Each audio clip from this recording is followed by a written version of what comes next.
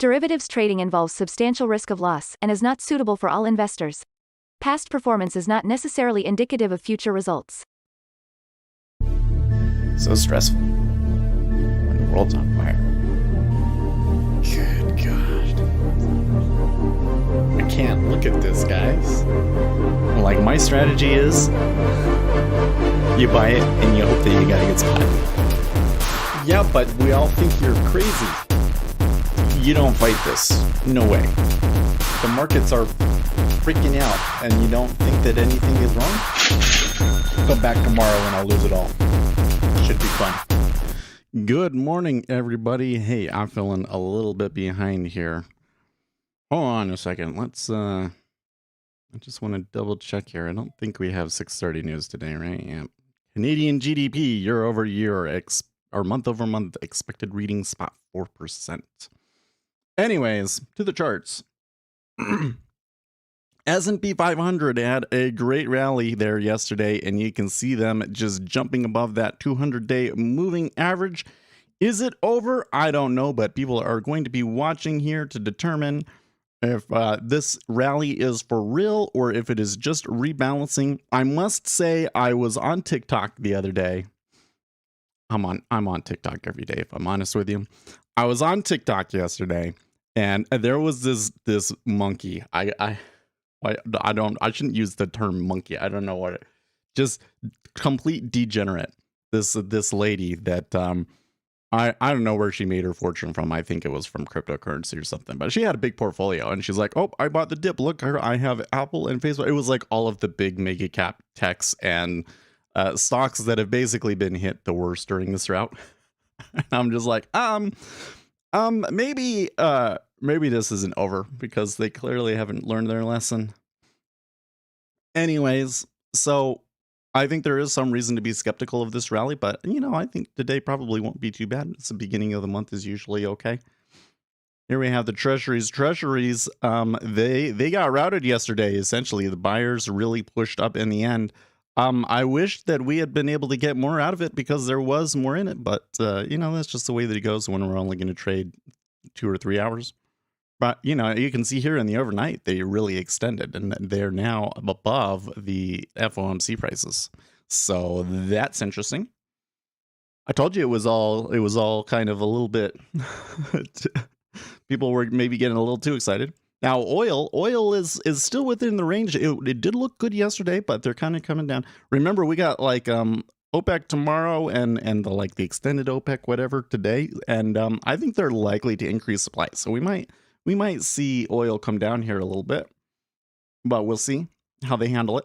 Natural gas maybe going to come off of these highs. We'll see. Silver and gold, they're finding a little bit of support. I wish I had the moving averages on this chart.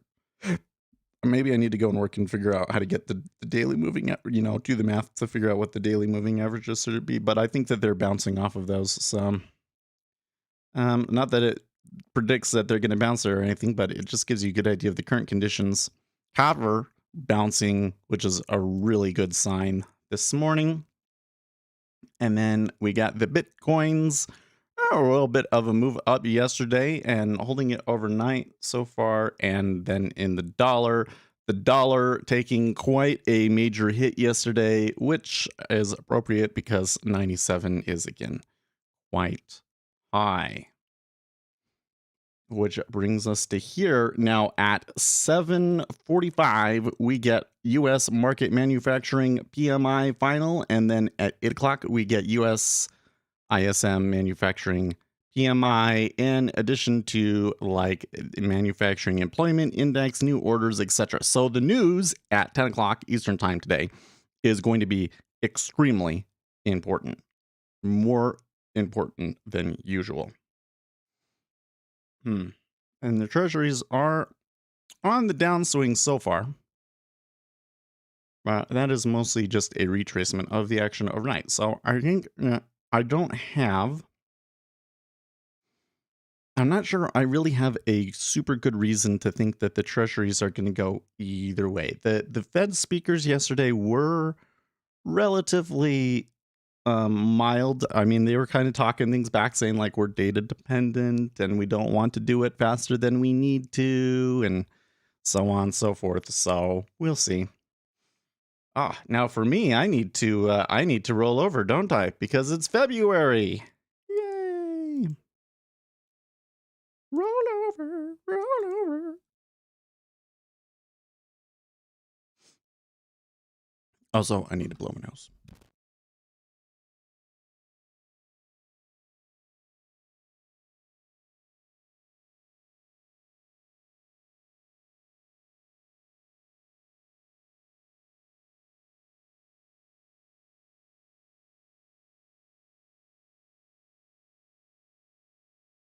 Okay. Let's switch them all over here.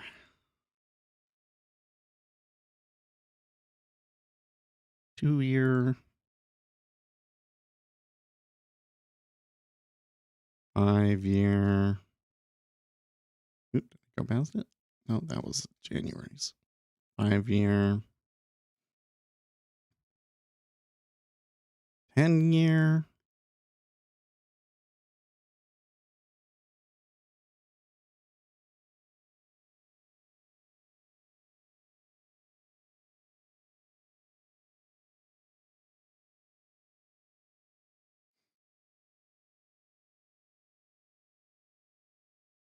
Mm-hmm.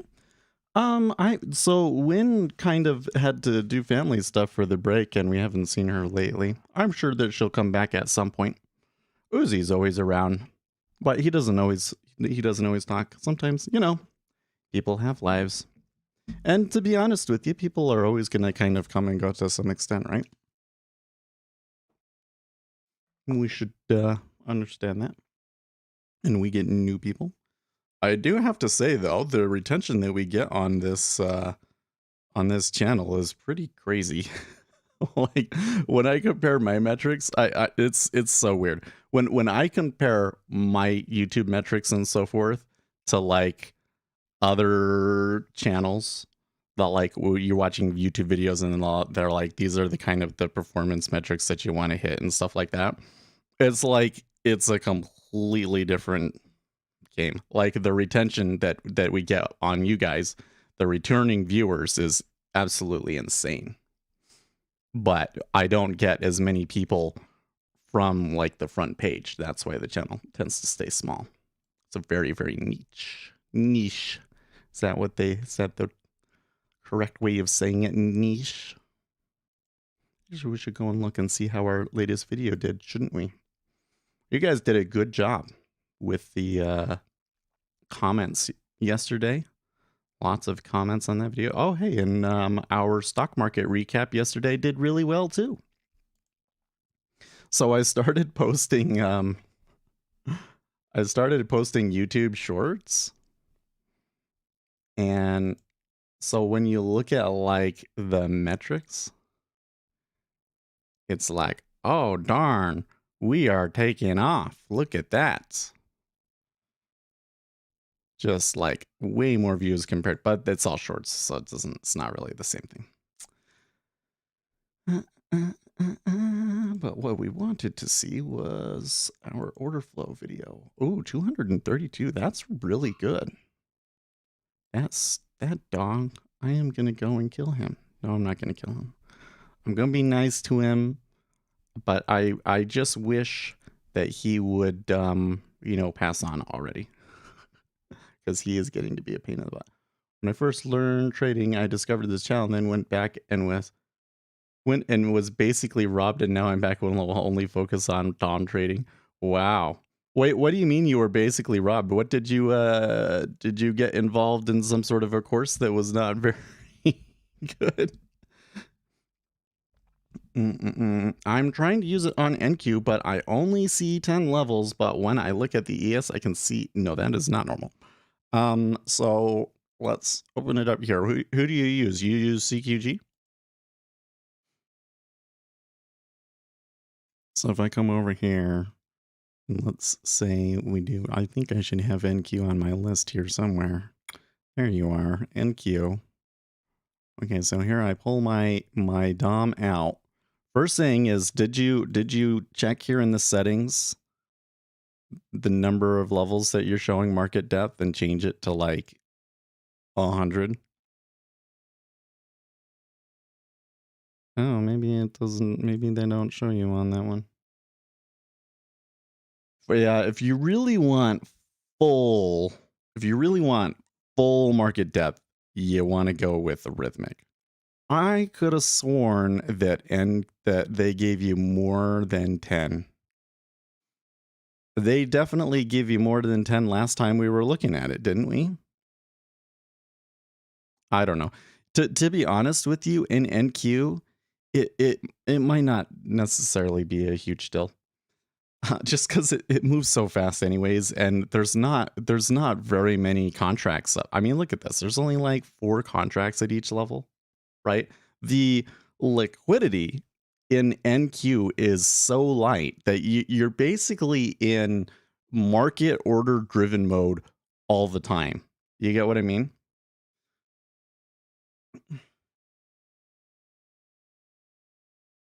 And yes, there will be some points where you'll come into large orders, for instance, but yeah, you'll see them when you come to them, I guess. This just kind of comes back to, I don't understand why like everybody wants to do NQ. It's the Widowmaker, guys. Don't even call it NQ. It's the Widowmaker. Yes, no, I'm getting more than 10 levels on CQG. Or I guess it's not CQG. It is CQG, but they call it kinetic, is what you get through Ninja Trader is kinetic. But I think I get 20 levels, right? At 20 levels.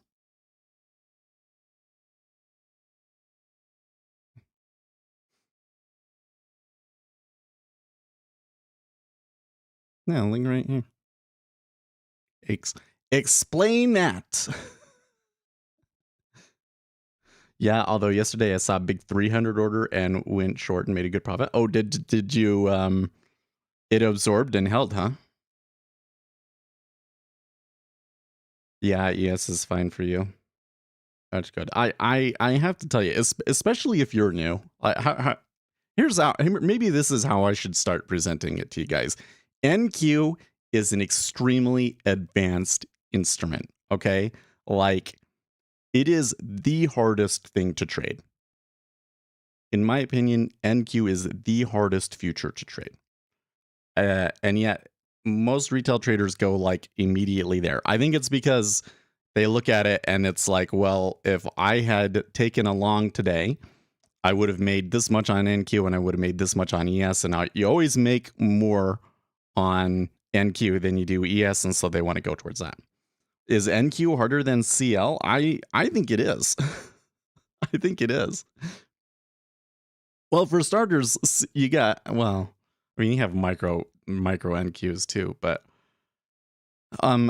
so the difference with oil, so oil has one thing about it that is unique among the major futures instruments that I think is really advantageous for you.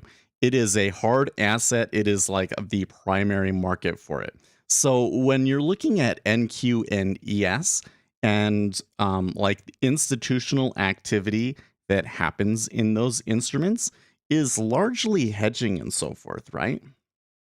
Whereas in oil is like the primary market where price is discovered. So, of course, the tail wags the dog. And when you're watching ES, generally what you're seeing and where it moves is in line with where all of the other markets and all of the individual stocks are. But there is some data that you can't see. And that might affect things. It's like in ES, I feel like that there's so many other things that you have to factor in, right? Like you have to think about, well, there could be movement due to options gamma that's really moving us. There could be movement due to index hedging, and what's the difference between this and the index right now? And what are all of the individual stocks doing, and that maybe could be an advantage to some extent, but it's also a disadvantage because there's so many things that you have to factor into your analysis in ES, and that's partly why the indexes have a lot of really random behavior, whereas in CL, it is like the primary market. Now it's still a thin market. It's still a thin market. CL is still an advanced instrument, but I think that NQ is the king. Like I've seen far more, 10 times the number of accounts destroyed on NQ than anything else. My trick on NQ is to just go with the direction the Dom goes crazy on and scalp $200, but maybe it's only worked this month because of the crazy. No. I think that's what most people are doing on NQ. And if you have if you have ES, NQ, and YM all up, and you can kind of see how one is lagging against the other, and then you add on top of it my dollar index here and maybe the 10-year. Like, I don't know if you want to have every single DOM up, but let's just have the interest rates up. And what else might you need? I think those are the major ones. And then if you're doing CQG, the real advantage of doing CQG is that you can get the indexes. So you can put like the tick and trend and all of those sorts of things charts on there somewhere. Is it the tick is the one that's like the number of stocks rising or falling at that moment? Put a simple moving average on that, or even better yet, like a super smoother. And that gives you a really good indication of like what the swings are. And you can try to basically do arbitrage in NQ, right? Figure out which way the momentum is going. And then if you see it go farther against the direction of the momentum than what your other instruments suggest you should get, then you can try and take it, right? So that's the one thing that's cool about NQ, is that because it's so thin and because it's so let's say inefficient, because of its thinness, there maybe are opportunities for what I would kind of call arbitrage. If you're interested in that way of trading, then you might want to check out. That's basically what Gary Norton teaches you. So Gary Norton's course might be useful to you, but it's very, very expensive. And if you're already figuring it out on your own, maybe you should just keep figuring it out on your own. Says, yes, that's exactly what I do. Yeah. Oh, you have tick and Q market depth on. Oh, since you're on. Okay, you're on Thinkorswim. Yeah. So if you're on Thinkorswim, then the other one that you'll get is the options data ones. What are they called? There's like I forget what symbol you put into Thinkorswim to get it, but there's like put call ratios and so forth. Those can be kind of helpful too. And then, you might want to keep an eye on spot gamma levels. You don't necessarily have to subscribe to them, but you can just, everybody talks about them.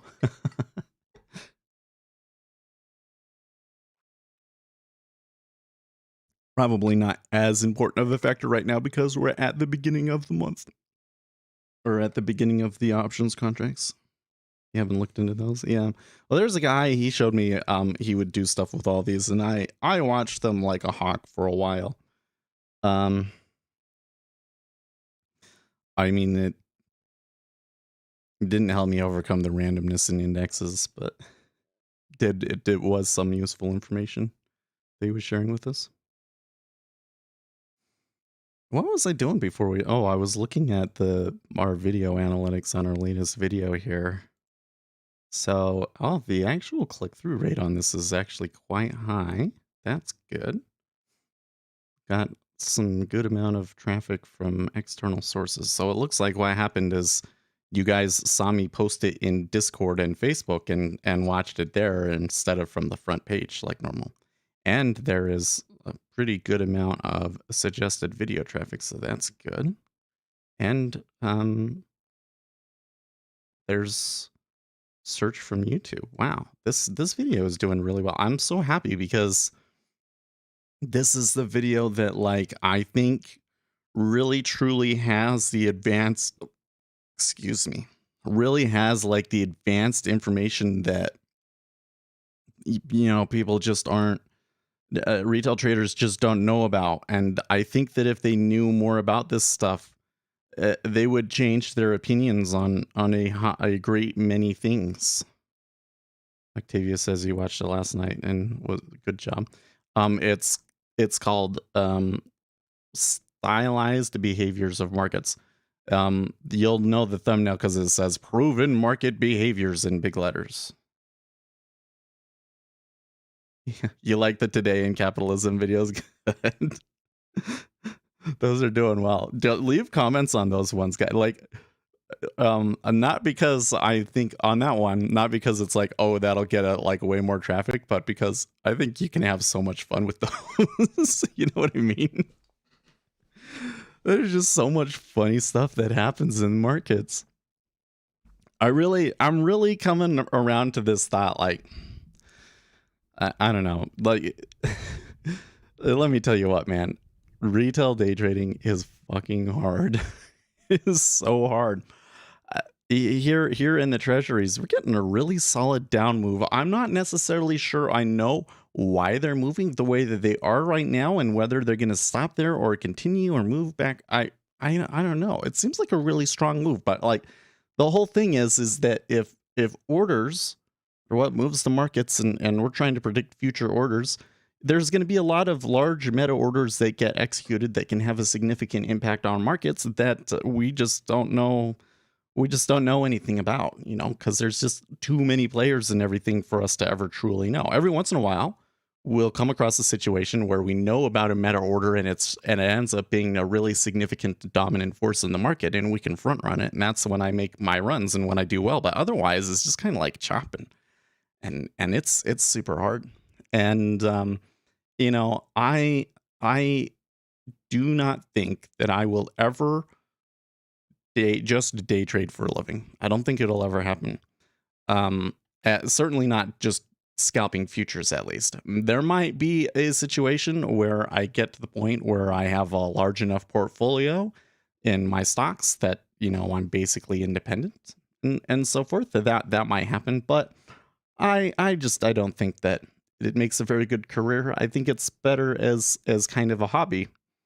And so like talking about the news, that's a really great supporting hobby that goes along with it, because I mean, not only can we have fun, but I can point out things to you guys that are important and can help you predict future orders. So usually the way that I do it, I give you the hint, okay? In those videos, usually the things at the beginning are like the most popular stories of the day and the best jokes, and the ends of the video are usually the things that are most likely to move markets in the future. Is what I'm doing there. So I think that I want to do more with that. I do want to, once we get this next video done. Well, let's go look at that. So the next video is going to be called The True Nature of Markets, which is really just going to be kind of a little bit of a variation on the stuff that we already it's kind of been hints of through the order flow series, but it's basically like the main conclusion.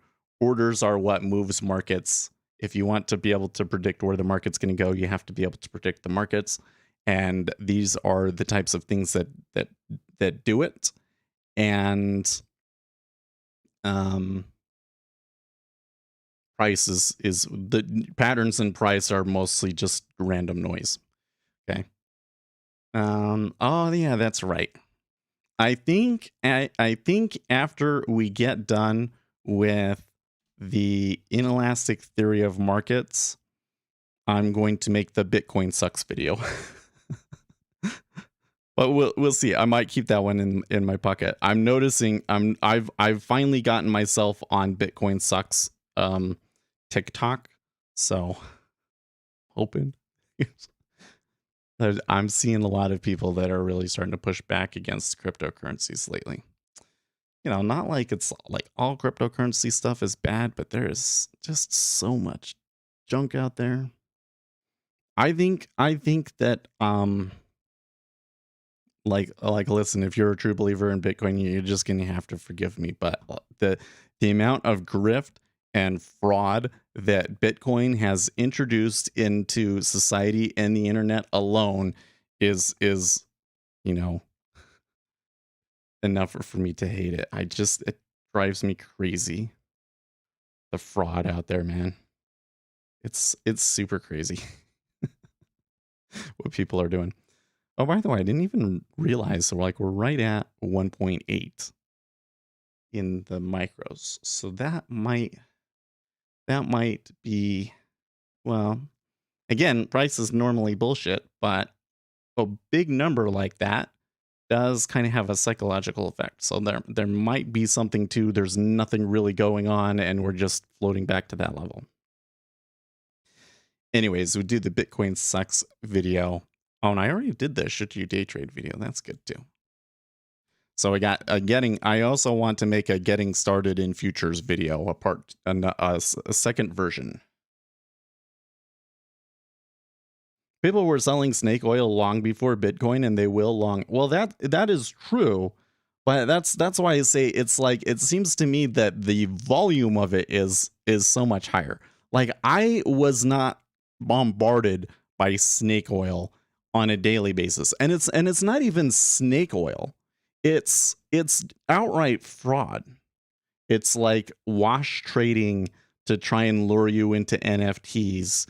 It's these decentralized finance schemes that they promise you this insane rate of a return for, you know, basically a risk-free trade, and then they end up collapsing overnight. It's and there's all these robots online constantly bombarding us everywhere you go. I have to delete on TikTok like 5 or 6 comments on every video because of the robots.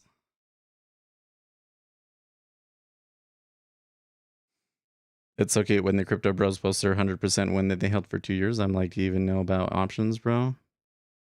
Well, so I was watching a TikTok video the other day, and it was this lady. I think she was a cryptocurrency person, but she was also doing stocks, and she had like a $3 million portfolio. I'm sure that that's the reason why she was popular, was because she had a $3 million portfolio. And she's like, here's all the things that I bought on the dip. And it was the stuff that she had already had. And it was like the most degenerate stock portfolio you could think of. It was like Apple, AMD, Tesla, Facebook, AMC.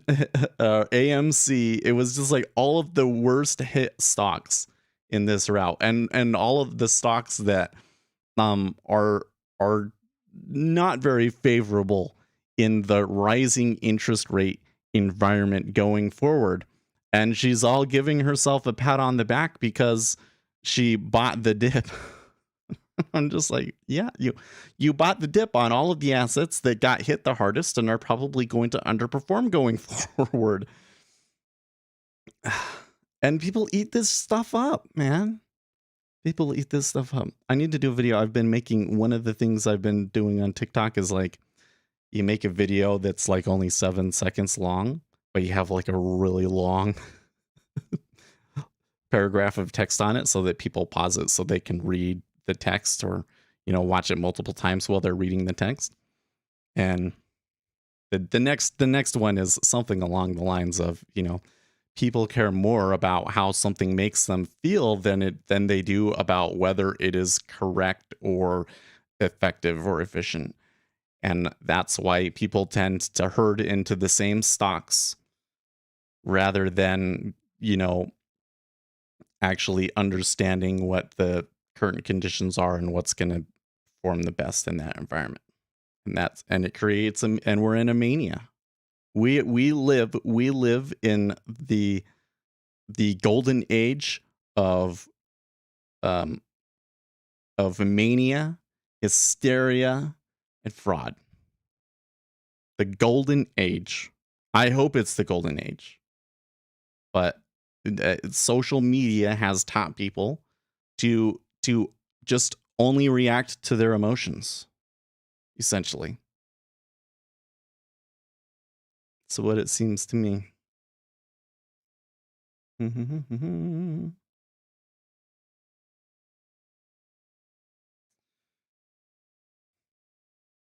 What are you talking about? What YouTube finance? They have to learn the NQ dance before getting on the dance floor. Parents, I'd say. And I don't know if parents can do anything about it. Like think about it. The TikTok algorithm. I guess that's because too many people yap too much. He's talking about me, isn't he? NQ is great for momentum trading, and YouTube finance is not for most people. I see what you're saying. It really is. I got to tell you. I got to tell you, man. NQ is the Widowmaker. I'm a parent. Can you find any of my kids on social media? Oh, I don't know. But we knew their names, so we probably could find them. Most people are sheep anyways. Sheeps are meant to be slaughtered, and there will always be shady people to take advantage of them, I suppose.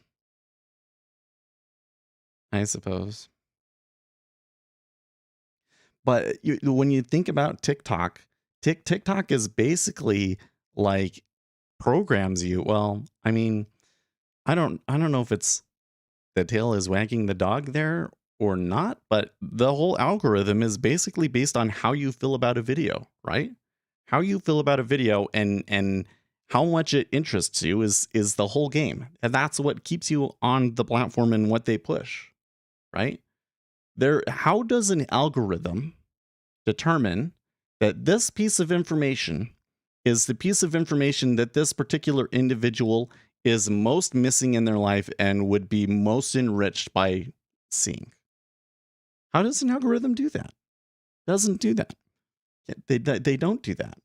In fact, in many cases, it seems to me that what it tends to show you tends to be the thing that's going to be the most harmful to you, because it's like the most addictive. Like the thing that you want to see the most is not necessarily the best thing for you, you know? And I feel like I'm in kind of a weird place because I'm like, what, 36? I mean, I'm a little ADHD here. So, people with ADHD, their executive functioning matures a little bit slower than other people. But then on the other hand, I'm on Adderall, and that kind of deadens my emotions. So I'm probably a little bit more mechanical and logical than your average person. And I just it just seems like everybody around me is just only reacting on emotions, and they don't. I feel like that our generation has become infantilized. Is that what the word is? Is that how you say it? It's like they've been kept children because they never shift from just doing everything based on your emotions to knowing what's right for you and knowing, or at least having an opinion about what is right for my family and society, and making the hard decisions and the self-sacrifices necessary to achieve those goals. They just pull up TikTok or YouTube. They find the thing that gets their emotions going, and they just dive into that for hours and hours and hours. Coddling of the American mind. Yeah. I know that this is not a uncommon opinion, you know? It's just that my perspective on it, when from the perspective of being a trader and being, I guess, a social media influencer, is a little bit different, because what I do is I go out there and I see all of the other influencers and what is making them popular, and it's really disappointing. It's like the number one thing The number one thing that's going to get you followers out there on social media is if people think that you're rich. Should I just go out there and do everything I can to give people the impression that I'm rich? I mean, I do okay. I don't make the money from trading. I have a day job. I've done really well in my day job. Um, probably could do better. But somebody the other day contacted me on TikTok, or not, LinkedIn. I've been trying to be more active on LinkedIn to try and get closer to some of these quantitative researcher people. Although I don't know if I'm doing too good of a job. And so I'll get, the recruiters will reach out to me all the time. And some of them are starting to talk about like really lucrative, very tempting things. And if I get these jobs, I haven't heard anything from them from a few days, so I'm gonna guess that they've selected different people to interview because they were looking for languages that I'm not as experienced with. But like I was thinking about it, I was like, well, I might, maybe I could change jobs and maybe even move back to New York for a few years to make the most out of my high earning years, But like we don't talk about it on the stream, but my wife is pregnant. We are going to have a baby in June, I believe. So maybe now is the wrong time to do that sort of a thing. Maybe that's when the baby when that baby is the age that Asher is now, when the baby is 2, maybe then.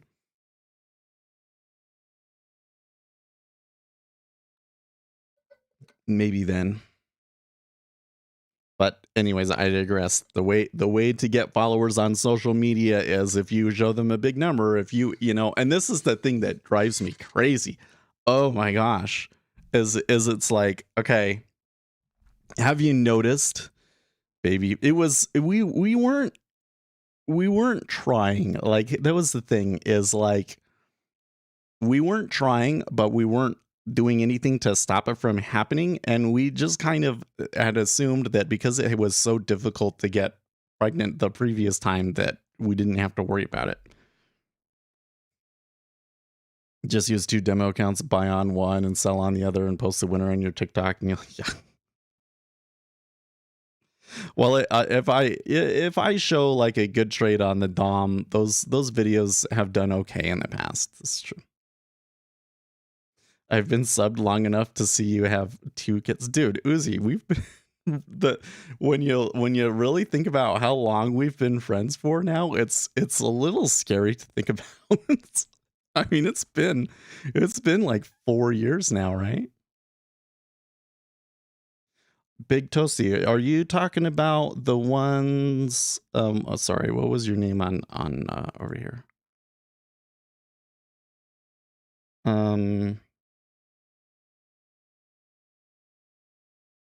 No, not that one. Not that one. Not that one. I can't even find it anymore.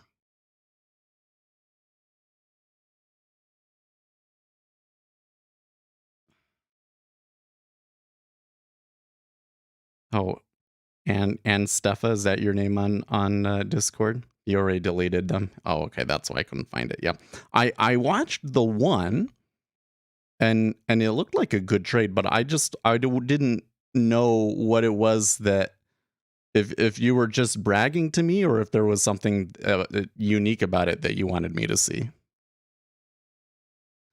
They looked like good trades, though. Damn, time just flying. I know, right? But we've been like we're in like year 5 of this.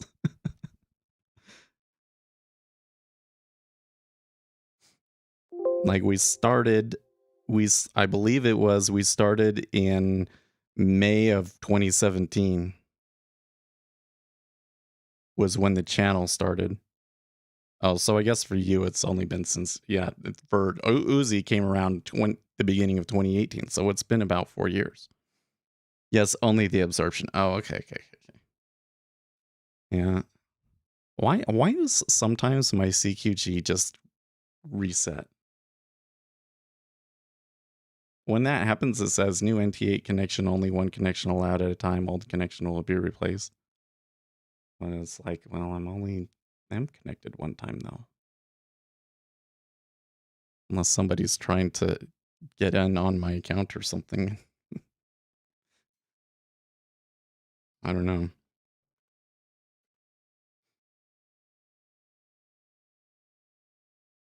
Except for that doesn't make sense because it wouldn't connect back so quickly, I don't think. I don't know. Rhythmic never did this sort of stuff to me. I'm really thinking here that when I have another opportunity to switch, that I might switch back off into a different broker and get Rhythmic, because I just haven't been too impressed with the CQG data.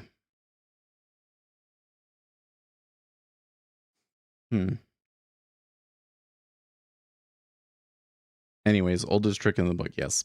Anyways, so the thing that drives me crazy right now is, why is it that all of the big stock experts on YouTube, the people that people are listening to the most when it comes to advice on the stock market, are all people that made their fortunes in real estate? You notice that? They made their fortunes in the real estate bubble, and then they sold out of the real estate bubble and they bought into stocks, and so they have these huge stock portfolios, but they don't necessarily really know anything about stocks. At least, well, and here's the other funny thing is that, you can teach people like basic technical analysis and they think that it's manna from heaven because they don't know any better. They don't, like, the advanced knowledge is not really out there, so, and they don't know anything, so the basic stuff just seems like golden to them and they just eat it up. When did you first start trading? Well, I first started trading futures in fall of 2016. Like, I watched Donald Trump and all that stuff. Okay. Before that, I was watching the markets and the futures markets, but I wasn't entering real trades. I was like putting them on a spreadsheet and swing trading on a spreadsheet, which I don't think was very accurate. But I'd been doing that since 2008. So I've been studying markets for a long time. The thing though is that the things that you wish you knew at the beginning, right? If I could go back to the beginning, I would have loved to have read this book. Of course, this book, Trades, Quotes, and Prices, which is, I think, really the gateway to the more advanced quantitative information about markets. That book didn't exist back then. I think that was published in like 2018 or something like that. But yeah. But I spend a lot of time during the early years. It was just like, watch CNBC. Like, when I started, for like the first 2 years, I think all I did was watch CNBC all day at work. Like, I would open up Thinkorswim, and Thinkorswim had like a CNBC feed in it, and I had like a permanent demo because I got into Thinkorswim way earlier when they demos were permanent. And I would just listen to CNBC all day. You learn a lot about the market that way, especially, like, I think that's where I picked up all of these things about, like, how different instruments tend to behave in certain kinds of environments and that sort of a thing. But I've been doing a long time. Trading only the 4 years. But that's the crazy thing, is like, most of these people, like, there's a lot of people that are having some big success on YouTube in the area of trading in markets that have only been around for like 2 years. They don't know anything. But I don't know. It's kind of hard to bash them at the same time, because do any of us know anything really? Like, you can know so much, and it's still only a teeny tiny little percentage of the knowledge that is out there to know about markets. That's why a market exists, because it's just impossible to know everything.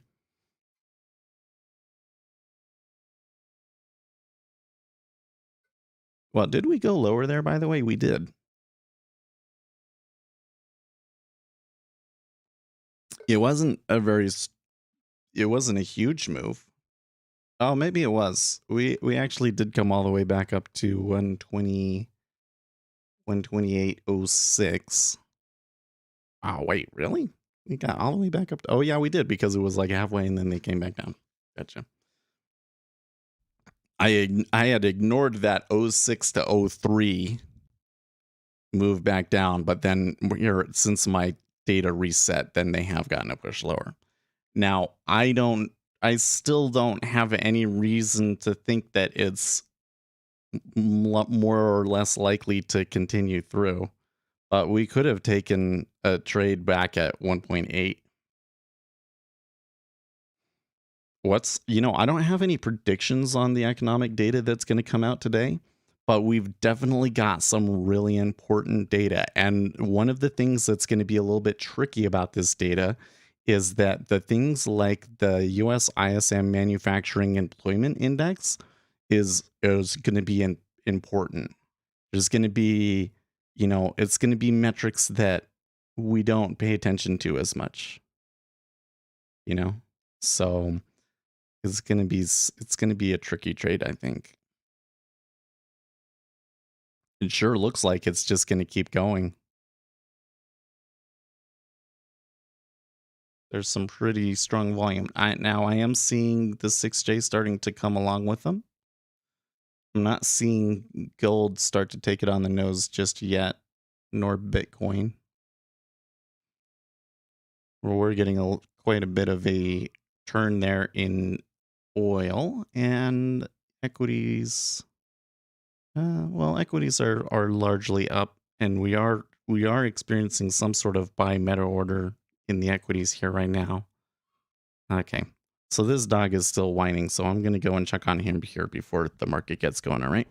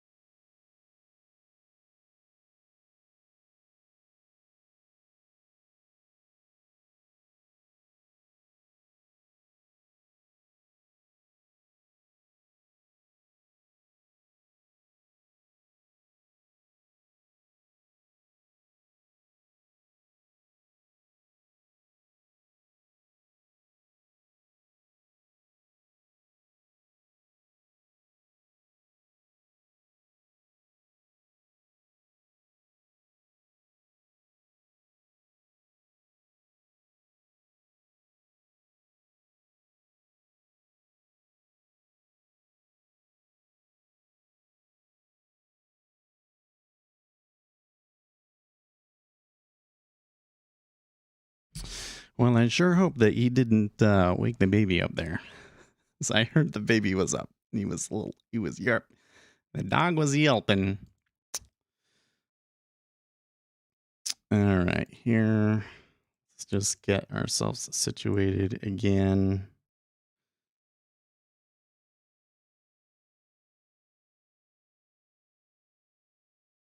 No. I was thinking everybody's so worried about the Ukraine thing, then not realizing that most of the supposed Russian troops on the border are inflatable tanks. And I think they're real. Um, I think they're real soldiers, and they have like medical tents and stuff set up too. Like Russia sure looks like it's going to invade Ukraine. I think that it's doing that because they don't think that they'll react. They don't think that the West will react to it. Okay, then we're back to 128.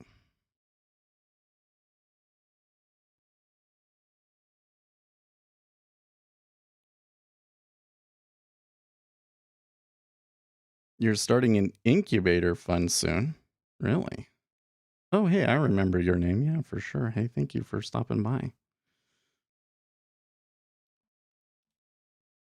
How's that? Um, what kind of a strategy is it going to be using?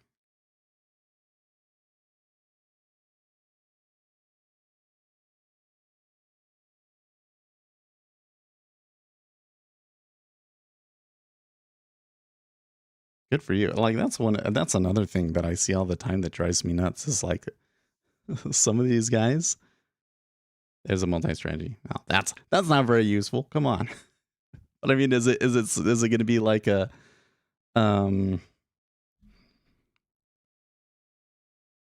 like a mechanical strategy? Multiple instruments, mostly futures? Is it like a CTA sort of a thing or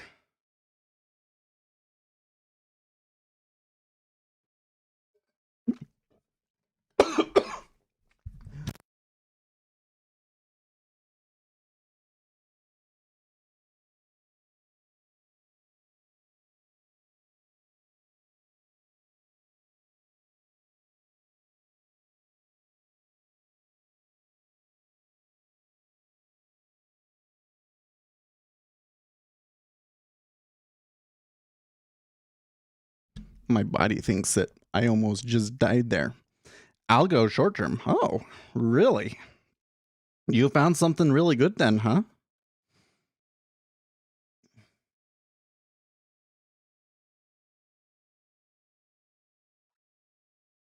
I don't know. You know what? I've found a couple of things that I think are pretty good that if I was fast enough that it would maybe be worth trading, but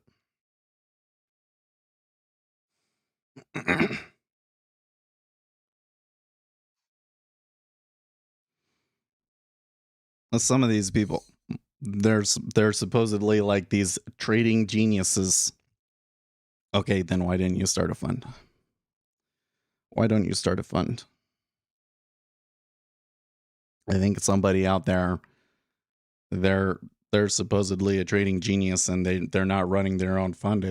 It actually kind of becomes suspicious at some point. You know what I mean? I think it's good enough to get started on. Oh, okay.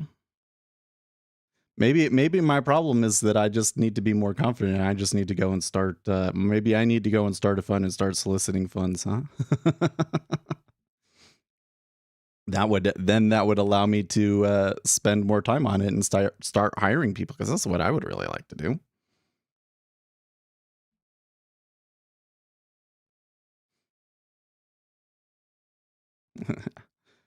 He says yes. What do you think of Collective 2? Aren't they defunct now?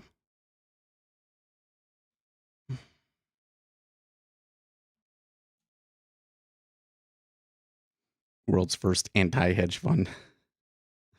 I think that this just kind of the whole thing here is like, can you make money quantitatively from the market? Um, it seems like you can, and it certainly seems like there's a lot of people that are trying, but it's extremely competitive. And this whole idea that you can, create this website and everybody puts their strategies on there. Like maybe on Collective 2, something is done well, but basically what ends up happening is all of the strategies that end up being at the top of those lists end up being the most what is the word? So the ones that have the most amount of um uh, look back bias in them. If the incubator does well, maybe Well, hey, maybe. I really want to get into more machine learning stuff. I mean, I've done a lot with NinjaTrader 8. I'm really trying to get myself to where the data is not in NinjaTrader 8 anymore, because I basically kind of feel like I'm a little bit limited by the platform. C sharp would be okay if I didn't have to limit what libraries I can use because they're still on .NET 3.5.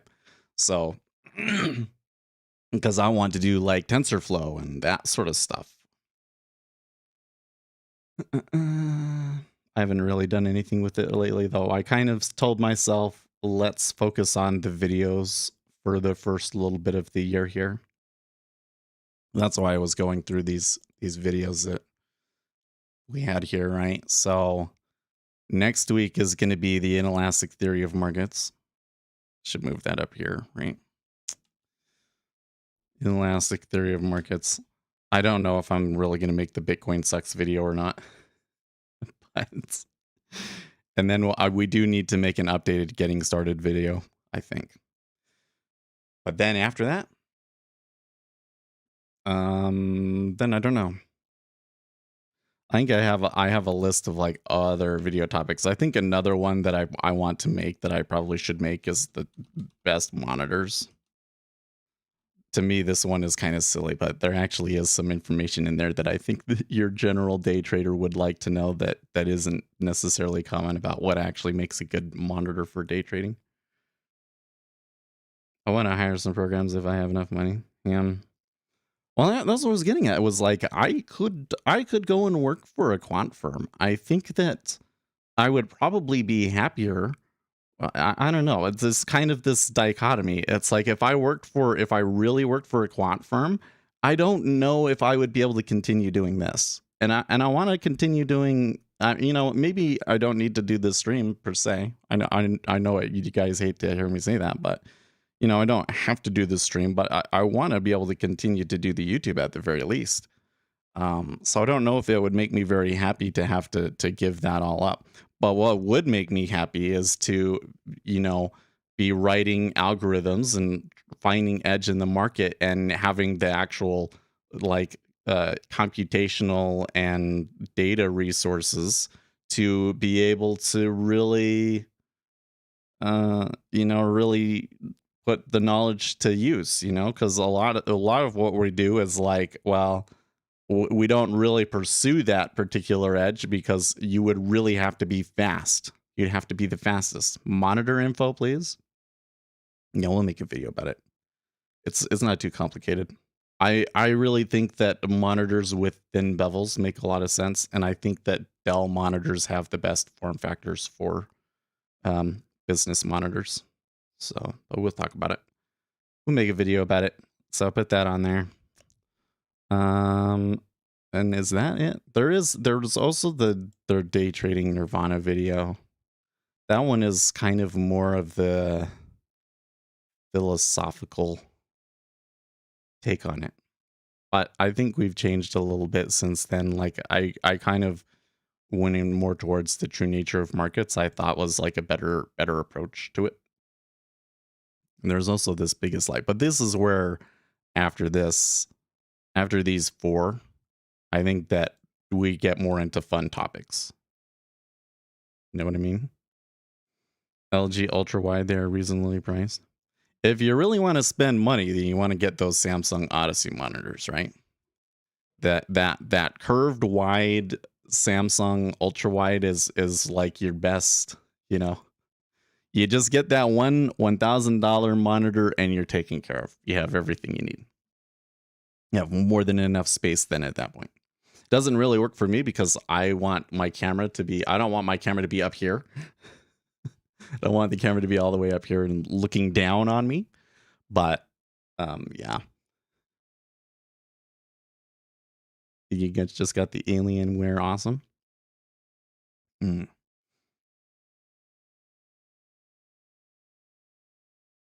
have 6 Ben monitors. Sometimes I wonder if what I should do is I should move it over here so it's a little bit more in front of me and like pop out between the monitors. so that I don't have this one lower and I can have the stuff underneath of it. Make sure your video output matches the monitor's input. Adapters are a pain. Oh yeah. You really want monitors and video cards that have a display port and an HDMI on them.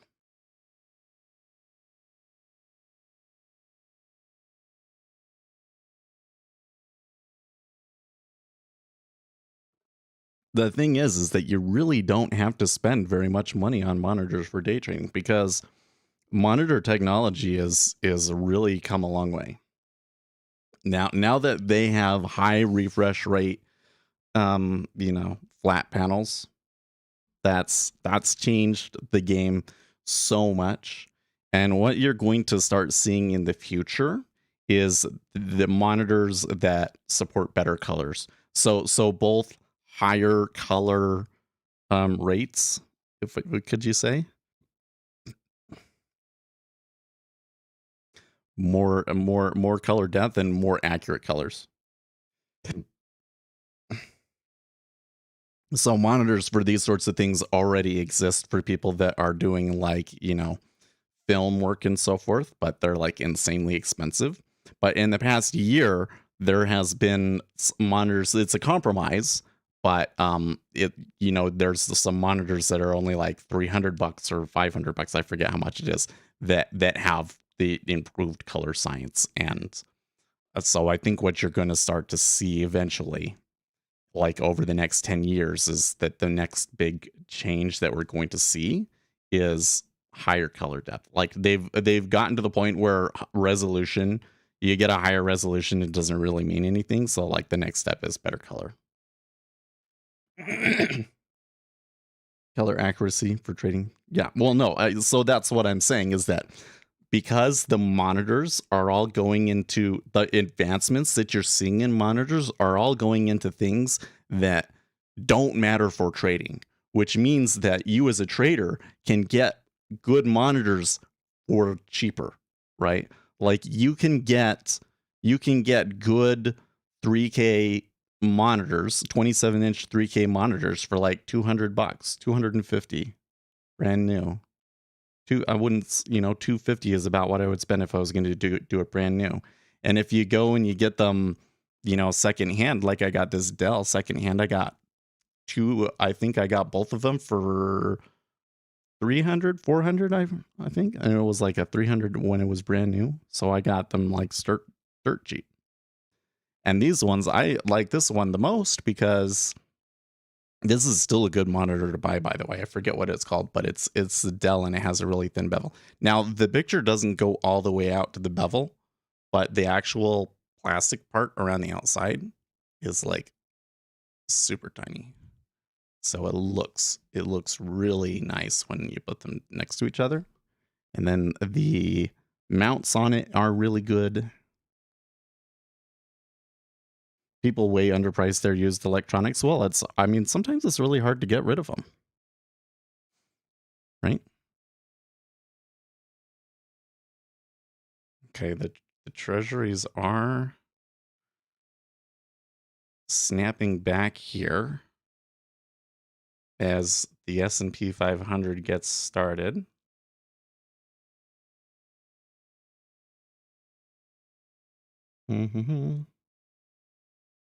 My IG IPS display. That's another one that I think people in trading maybe undervalue, is having an IPS. This one is an IPS.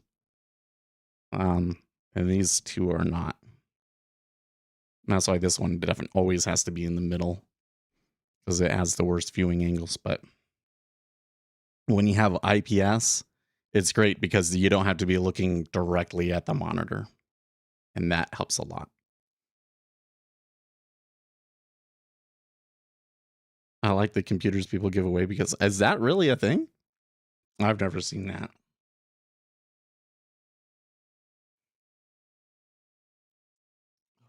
I wonder if I should do, that one of the problems with the day trading Nirvana video was that I wanted to be able to like point to things about our model of how the market works.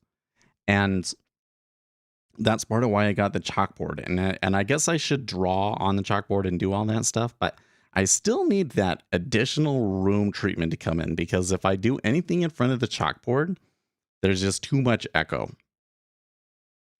And but then I'm like, I don't know if I really want to keep the chalkboard in here. We don't use it that much. And I think what I want to do is I want to get a new machine. I think I want to upgrade my machine and put this machine over there again, and force my wife to use it. Although the other option that I maybe have is to just buy a new MacBook Pro. She does like Apple stuff. Maybe she would be more likely to use it if it was an Apple. I don't know. She probably would make more use of an Apple machine. You have to keep it away from the baby though, because the baby destroyed my little netbook. I wasn't too mad. I couldn't be too mad about it because, like, I never use it and it's crazy old. But the dead pixels now, and I blame him. When I was a kid, I would buy people's bugged computers for cheap, and you just wipe the hard drive. Yeah, jeez. Well, scan the boot disk, right? Man, it was starting to. It came back up there pretty hard, but they are already kind of heavy again.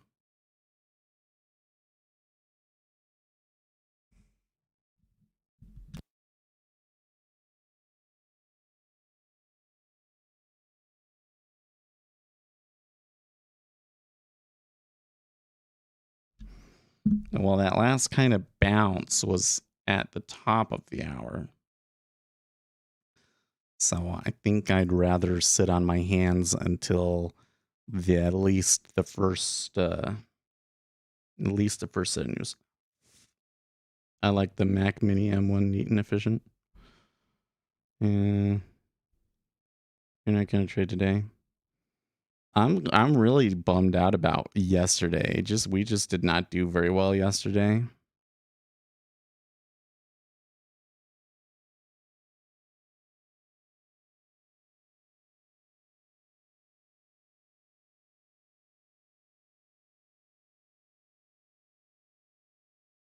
I guess the prices that they're giving us aren't terrible.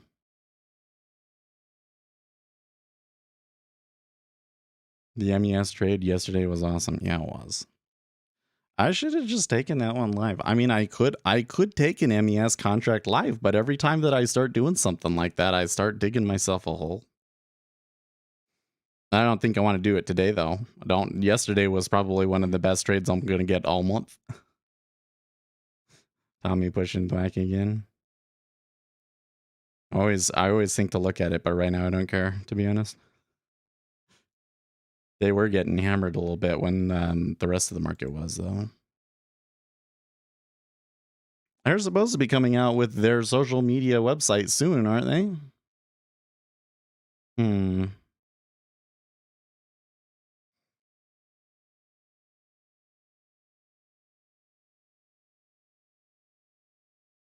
NASDAQ versus the US 10-year gap is rather wide, says the marketeer.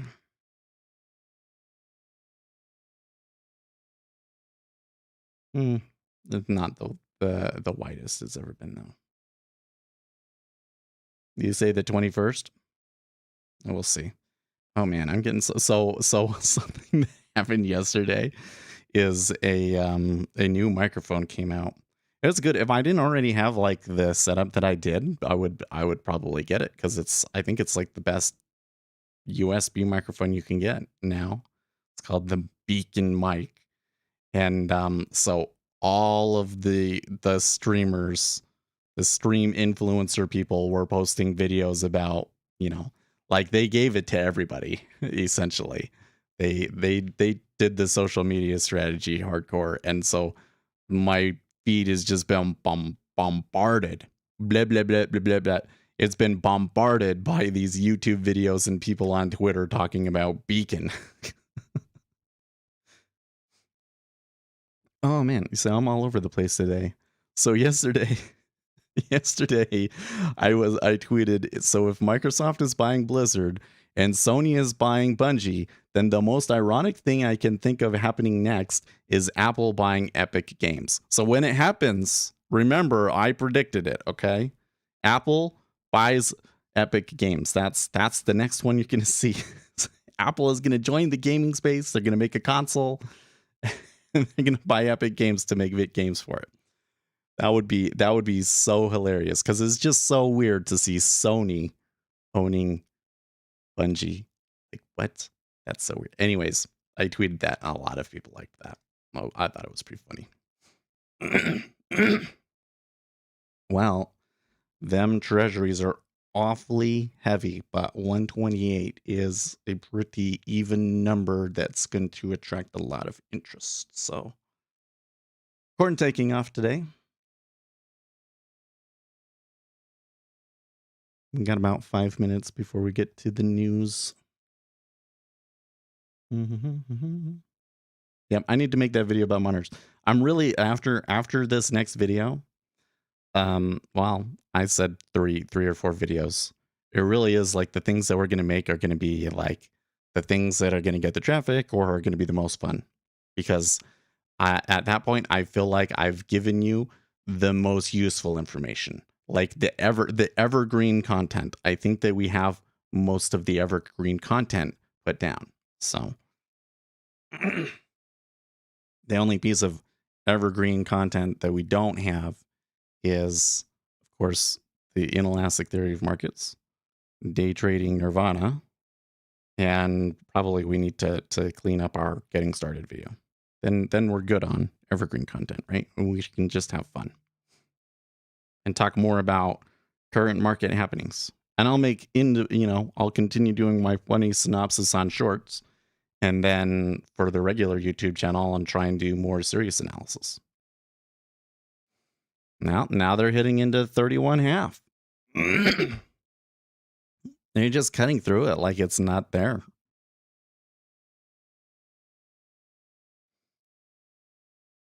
Do they think that the ISM numbers are going to be really good or something? Because this is just like a really crazy.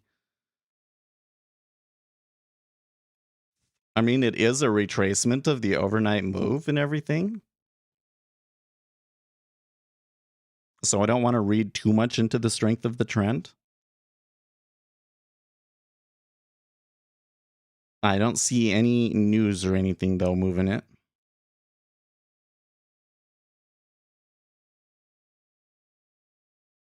Something happened. Or something's happening, rather.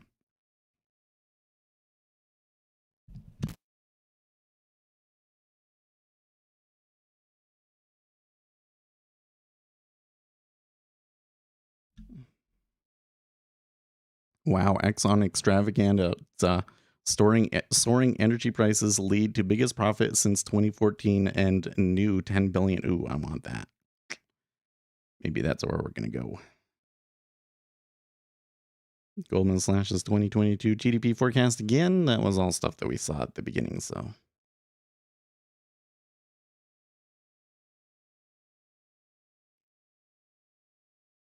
Oh, AT&T slides. Yeah, I forgot about that. I was going to ask Uzi if he had seen that. Like, I like AT&T from a value perspective, but they just continue to underperform right now, it seems.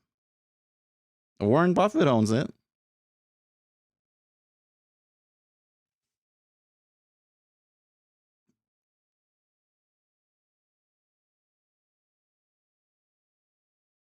Looks like some of these commodities that were taken off are maybe taking a little breather here.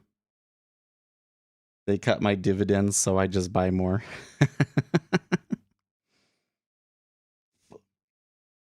I'm thinking at the moment, I'll need to look into it more with the oil, but I'm thinking Exxon and AT&T.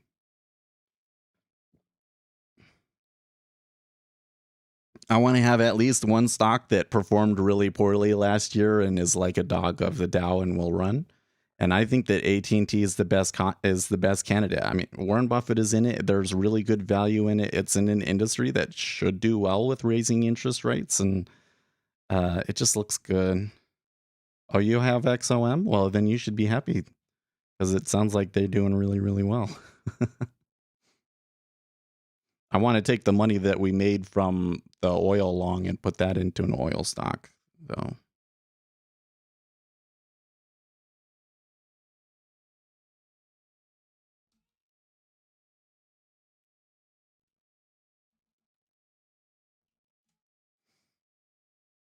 40 shares at 46.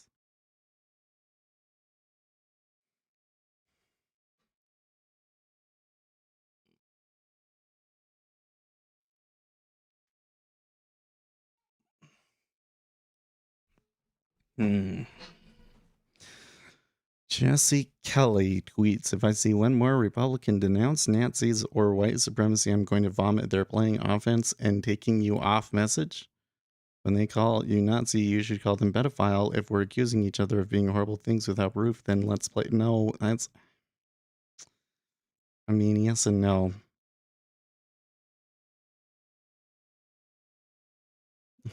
You've been accumulating since 2020. Yeah, that was a good trade.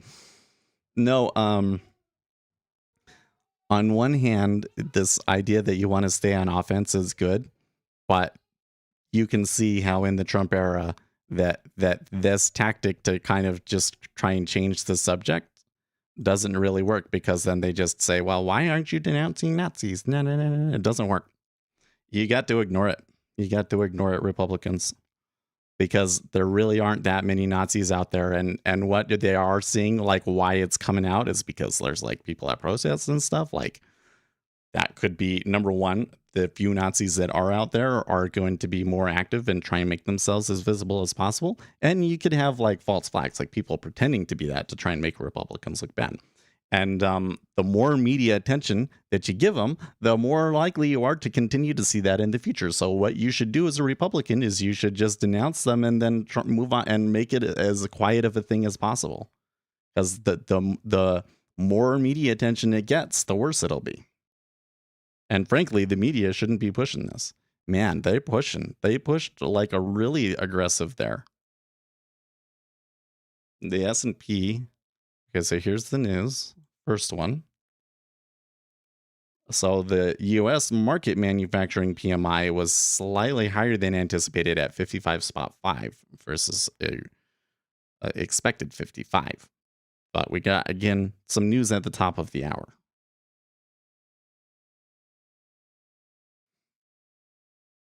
It's an empty word usually.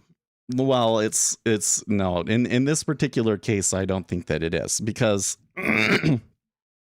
who are Nazis anyways? They are people that are going out in public to protests with Nazi flags. So what their actual ideology or beliefs are, and I think in this particular case, is kind of irrelevant. There is a negative connotation in society around just the mere word, and that somebody would want to even be associated with that is like, disturbing to people and garners their attention, and media pushes it. So you don't want to push that. You want to ignore that stuff, because the more attention you give them, the stronger they become. I think accumulating energy and utility stocks to prepare for a world where we shift our energy dependence back overseas was such an easy play, even an idiot like me could see it. Well, I don't know if that's necessarily why you're making money on those particular stocks, though.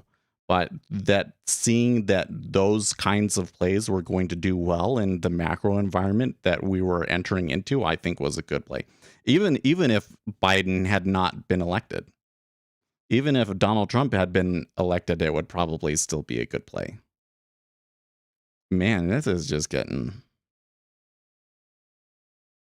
I've done this before, right? Where it's like, I just can't seem to... That last move is not one that I want to play, but something's definitely happening here. I might have missed the whole thing, though. Just came back from work and missed the open? Oh, really?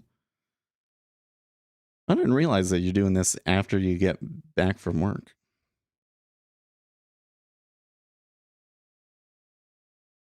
Vance Harker says 4 rate hikes are appropriate for this year, tweets Yahoo Finance.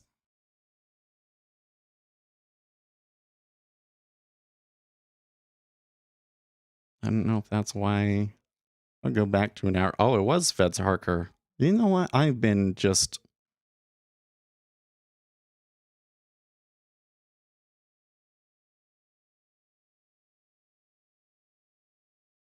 okay. So this move is because of Feds Harker.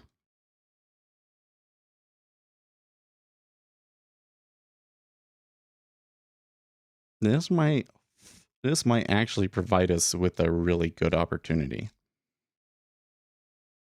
So, but what was it that he okay, he supports a 25 basis increase in March. There's a lot of risk. Persistent inflation would continue to worry me. I don't see a 50 basis point increase if inflation stays where it is and starts to come down. If inflation rises, the Fed may need to act more forcefully. This week's job report may look weak due to Omicron. That's probably true. So I'm not sure what it is they're latching onto that is creating the move that we're seeing. But if the economic data that comes out is poor, this could flip back really, really hard. So it could provide us a good opportunity, right?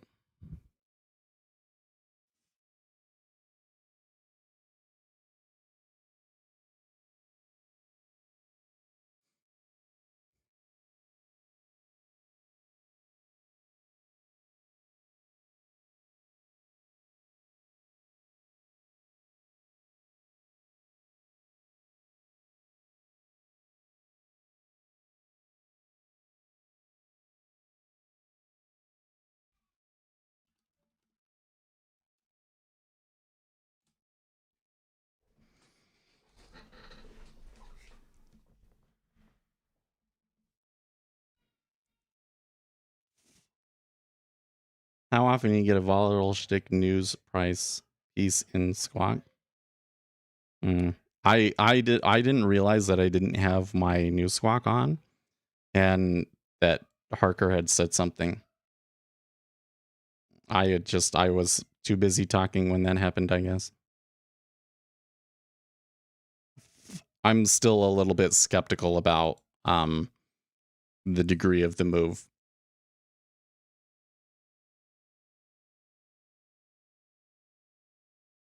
Tom Brady makes it official that he is retiring.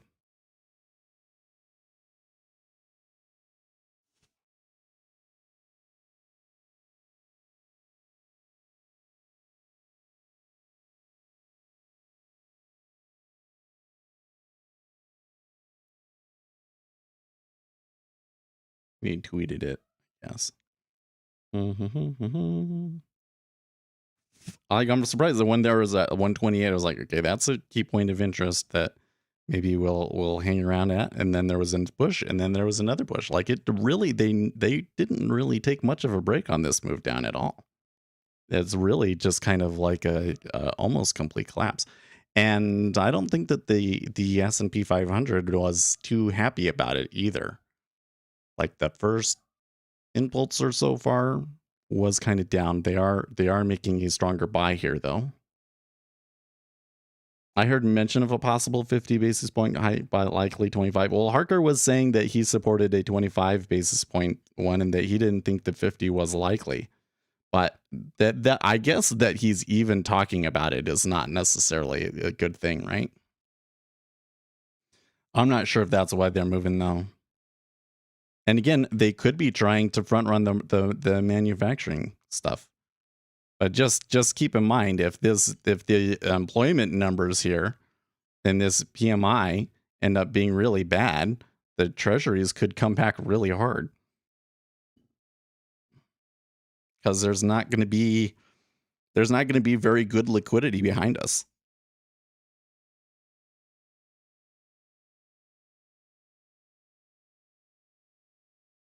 They sure are pushing though, huh?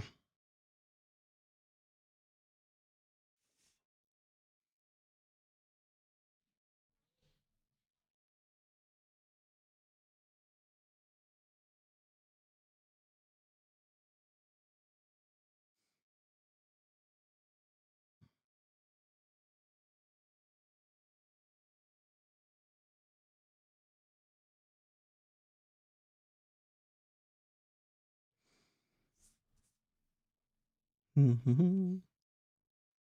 8 minutes. Hmm.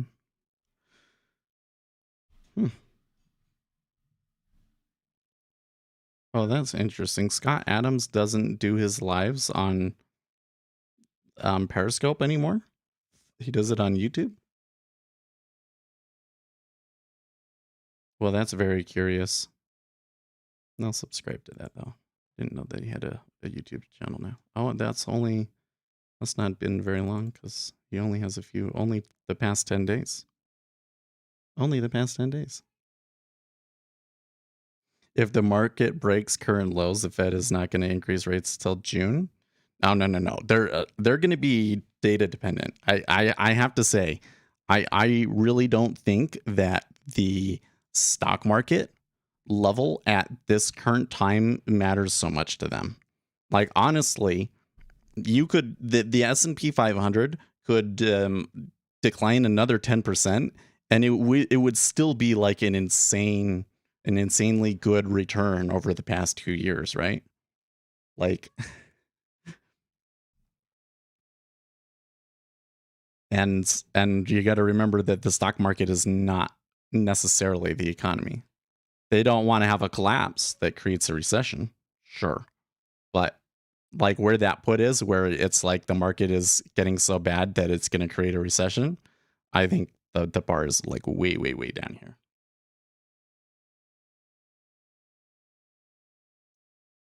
Well, I think that my strategy of sitting out until the news is not working out very well, is it? Because this move is just not stopping at all. These guys are just pushing, and the market makers are just all jumping out of the way.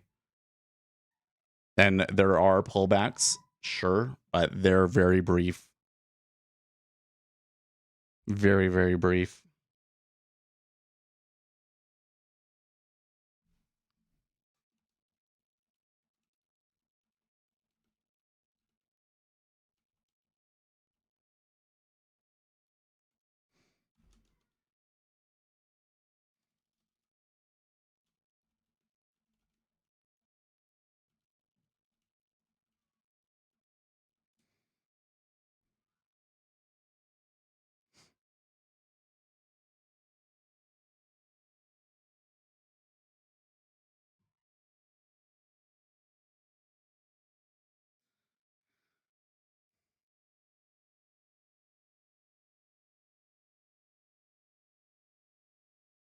Mm-hmm.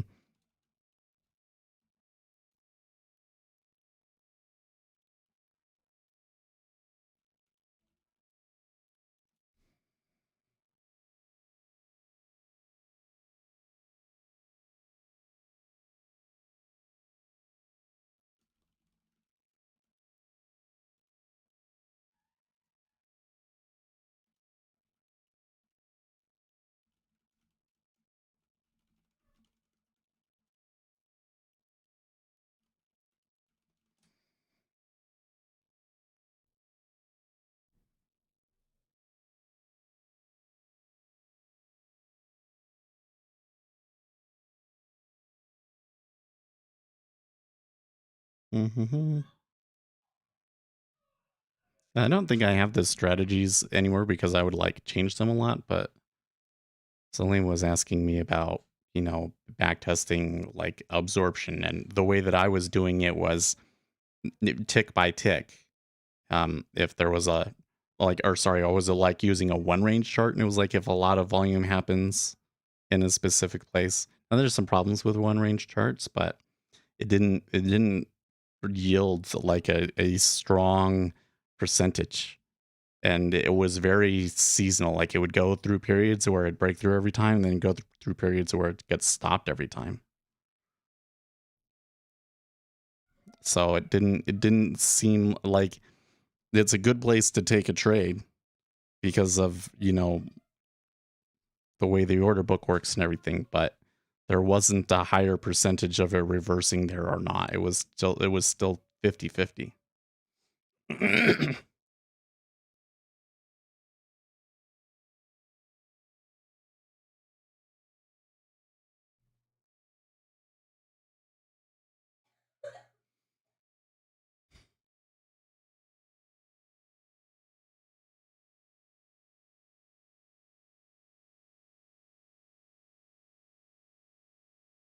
Based on itself or based on price behavior? Well, it was like if there was a bunch of buy volume at a certain price, then I would go short, and it was 50-50.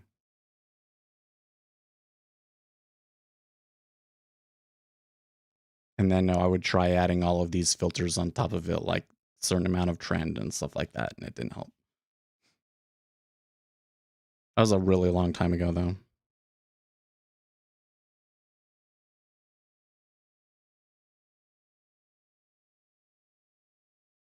All right, so we're getting closer. Got about a minute and a half.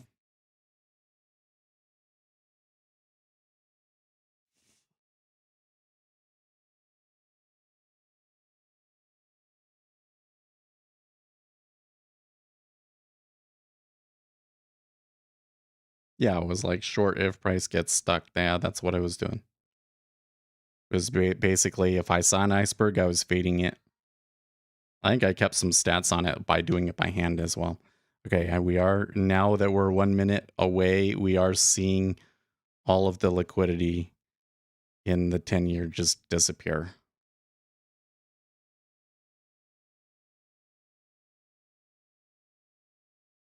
Yeah. I mean, the bigger thing is like, think back to that video, the video that we put out yesterday, right? There's actually strong autocorrelation with the, whether orders are buys or sells, and yet it still becomes difficult to predict price because the market makers account for it and keep prices still largely diffusive. So, and following a random walk. So, even like a big absorption, like absorption is useful because of what it does to you for your ability to get into a trade, but on its own it doesn't predict anything.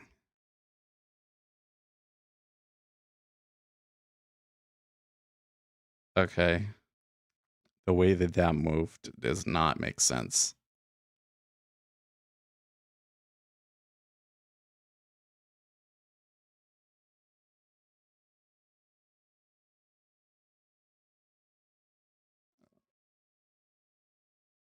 Okay, so manufacturing, oh yeah, okay, this is a buy.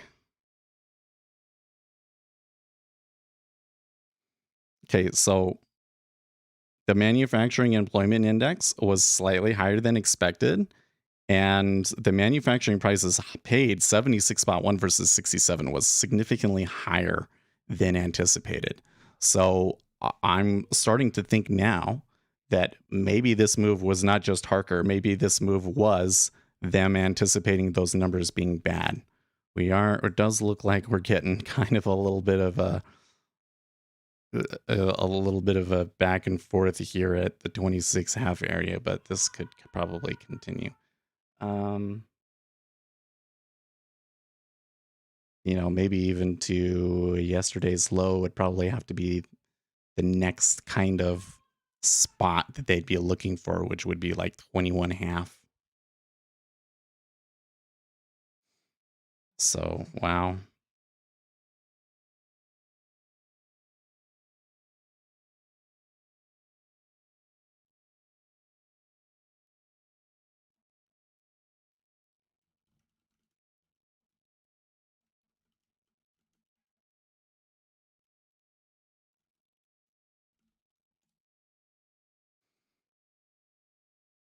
Okie dokie. Look at that big old monster at 24. They just threw on there. And the S&P 500 is just cratering. It's funny. It's like, hey, manufacturing is doing better than we thought. S&P 500. No, that's terrible. Oh no.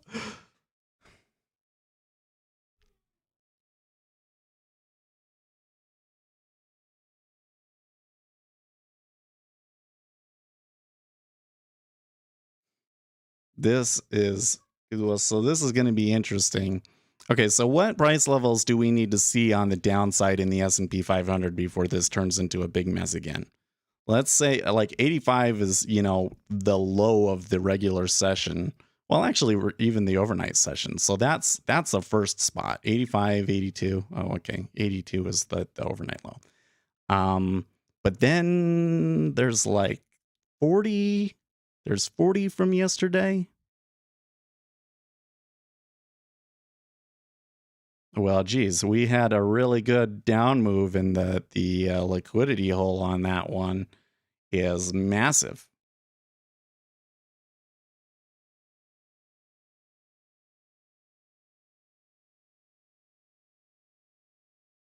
I should have taken a contract off so I could load up again.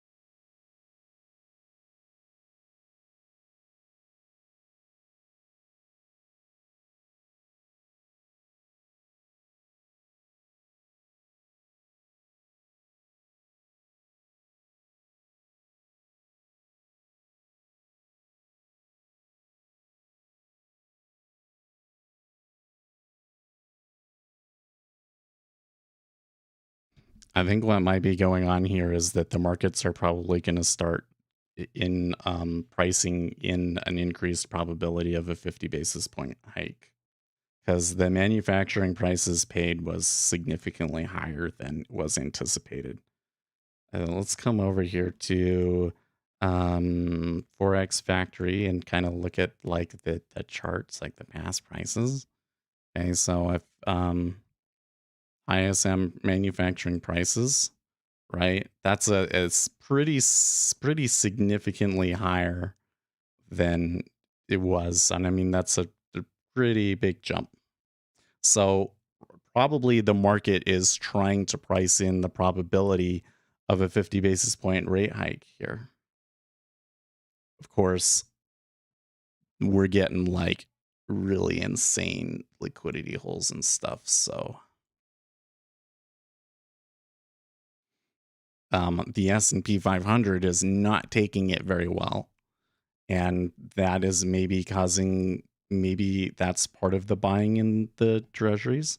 Although I have to say that where it's going here right now is it's moving on very little volume, right? Like the market makers are all jumping out of the way both ways. So we're just in like a light liquidity all around in the 10-year right now. Geez, look at, yeah, so we busted through those lows. Now they're already to 77 in ES. It's not, that's not very pretty. Yeah, see, look at that. They take it so easily.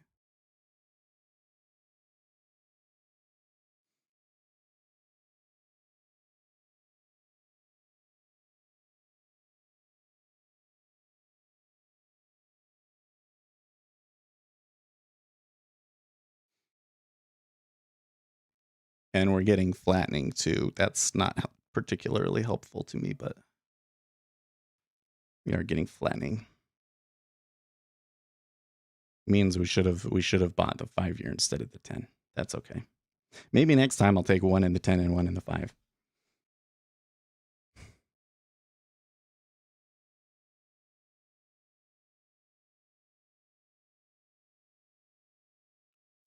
Yo, Fed Live? What do you mean by that?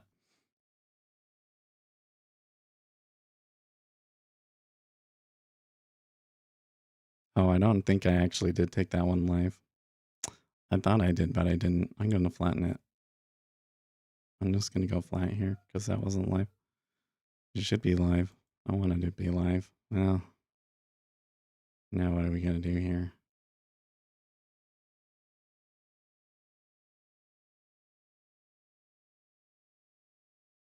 Block by.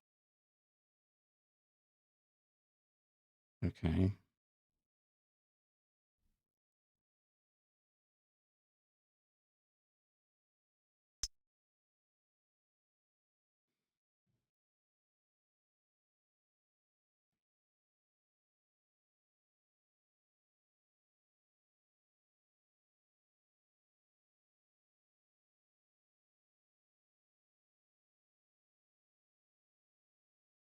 Hmm.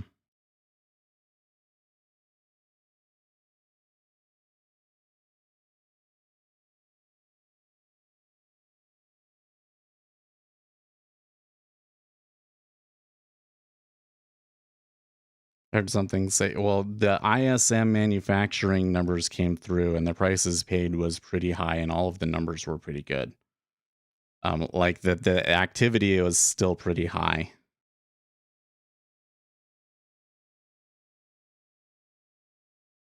Hmm. Production and new orders not that good though. Probably can be explained by supply issues, but new orders.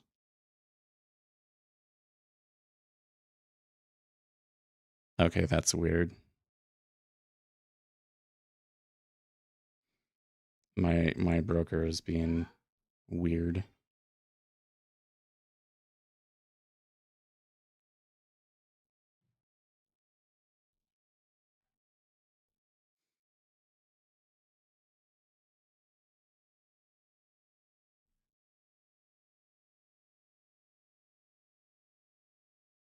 Why is S&P diving? The S&P 500 is falling because the interest rates are taking a big jump up on that data. The data was not good for risk assets because you're going to have a higher interest rate. Like I think that the net impact, of course, there's this problem with like how much of it is supply issues. And there's some stuff Alligator in chat here is pointing out. Production and new orders were not that good though. Probably can be explained by supply issues, but new orders question mark. So but I think that the market is trying to price in a 50 basis point increase here now. Like before it was maybe 10% and after today it should be more like 30-40%. Yes, it was indicating short since yesterday's close. Well, I thought that this move down might have been on Fed Harker, but it surely now we must see that they were front running the news. So me trying to stay out until the news came was the wrong call. They definitely must have been a data leak maybe, or they just knew from their own data that it was going to be bad. That's always a possibility.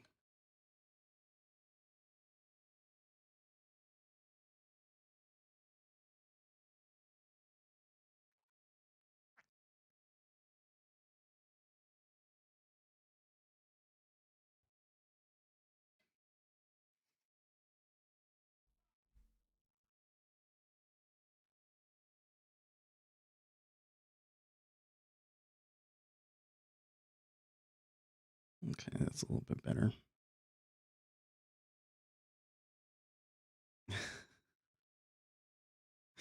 I will short 132 contracts in my real account. Well, I don't know how much lower the S&P 500 can go. So I think for this news that the better play is in the treasuries, and the play might already be over. So the big boys are taking advantage of the up move to sell their short positions while most are going long. In ES, eh,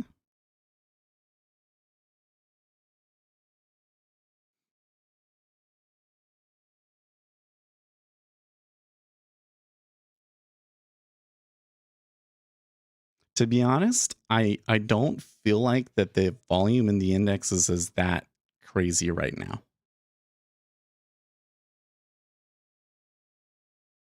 The treasuries are making a big move, right? But the equities it's still just so. Dave Portnoy emergency press conference. Screw the Tom Brady retirement announcement. What? Why is he mad about that? Okay, well,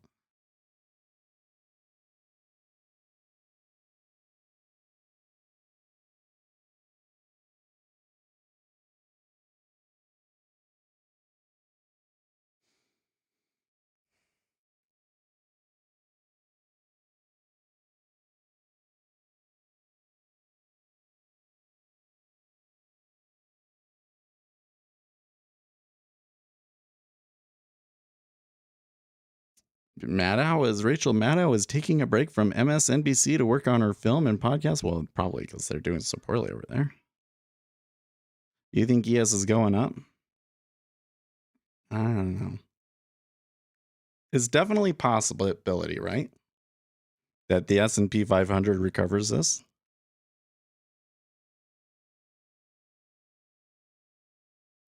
And you can see that the Treasury's actually kind of fighting it here. You know, we might be stuck in this area for a little while. And why do they always have to account for the move beforehand? Well, it doesn't always happen like this. I think this must be a special case. Like the data must have leaked or something, because I haven't seen a move going into the news in the treasuries like this in a long time. I mean, there's always kind of that situation where it's like, maybe they knew, or maybe they know and we're not sure. But this time was like, there was a really, really strong trend before this.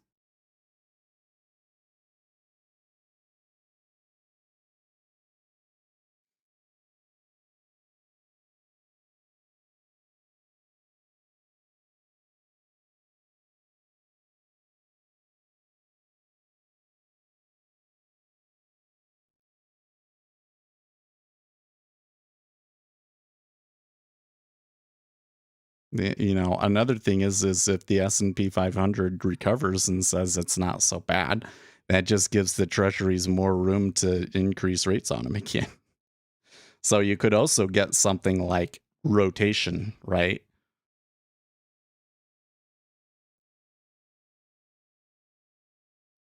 What else? We got Google earnings today too. That's like another thing that we have to factor in the equities.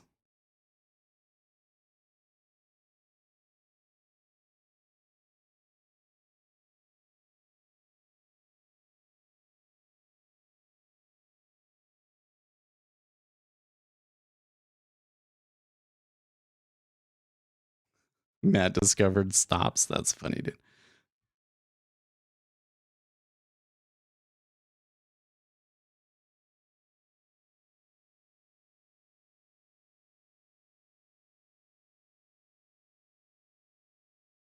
hmm Google earnings. I wonder how much money I made them, right?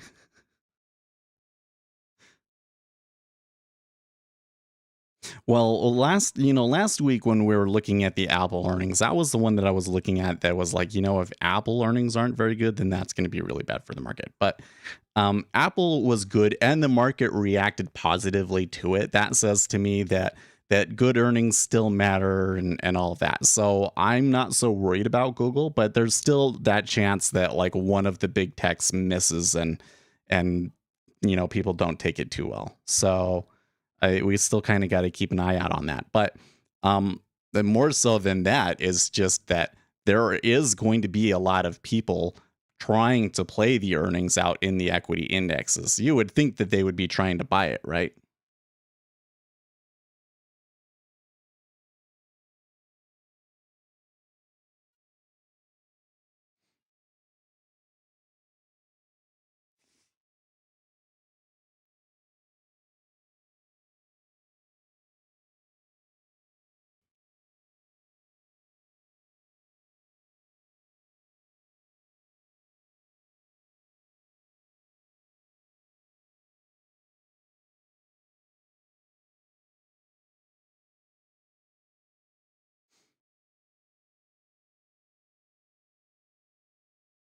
Now we're a good 20, 30,000 contracts short here. I'm sure that a lot of what's going on down here in the bottom is like liquidity hole combined with rebalancing, because the latent liquidity still doesn't look very good. That doesn't take many contracts to tick it up or down, but there is a decent amount of volume trading through this area.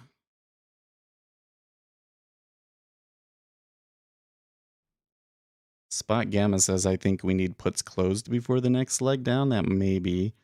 There's a good point that downside kind of becomes limited because of how many people have puts.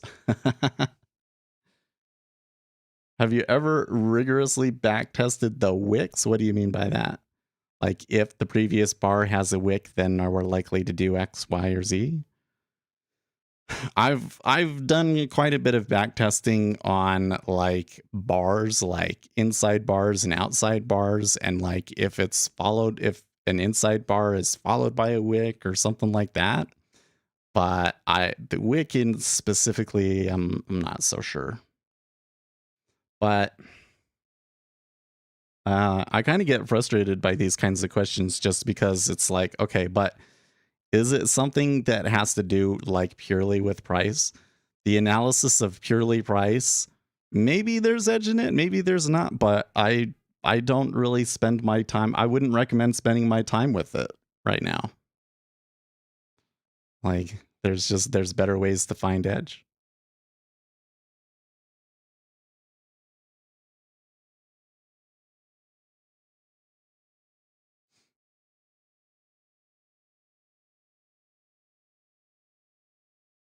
The speed of price. Mm.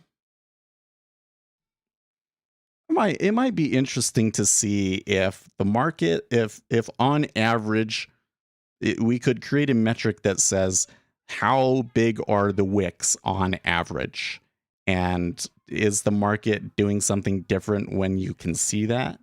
It might be interesting. It's not a bad idea. Be something that with the information they have on my channel about programming that you guys should be able to figure out pretty easily too, right? Because it would just be like, take the high minus the close, open or close, whichever was higher, and average that out over time or something.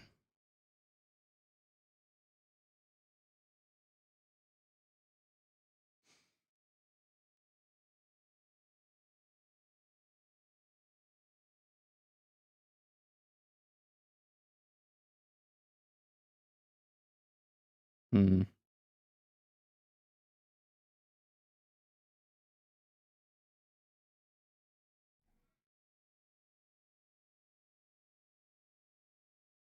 Cool.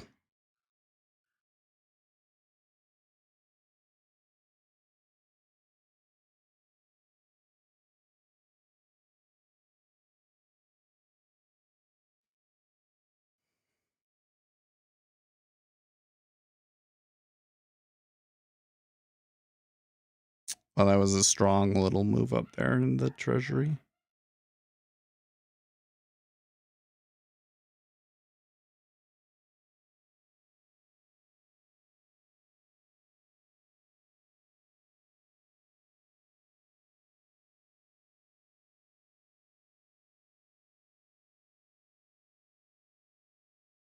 Liquidity's still really troublesome here. Yeah.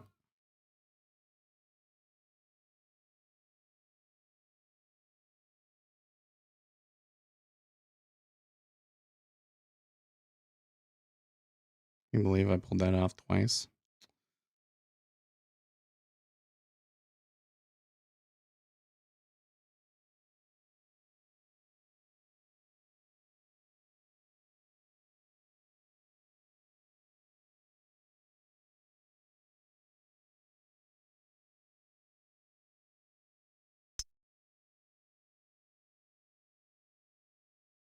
Another thing that I haven't really thought about until now is that this news could be something that could justify uh further leg, like not a further leg, like a swing trade, right?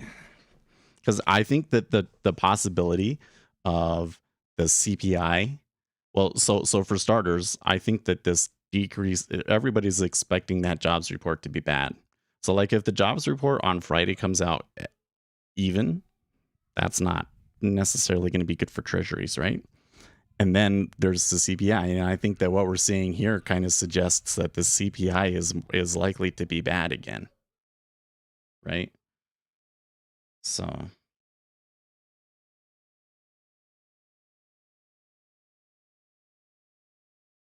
I don't know if these prices are very good, but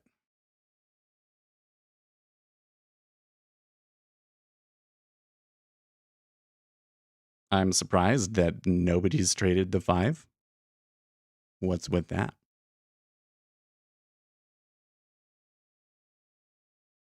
Because the rationale behind is you don't get executed when price is going to your favor fast and away. But I don't know if Wix would really be that effective at telling you that.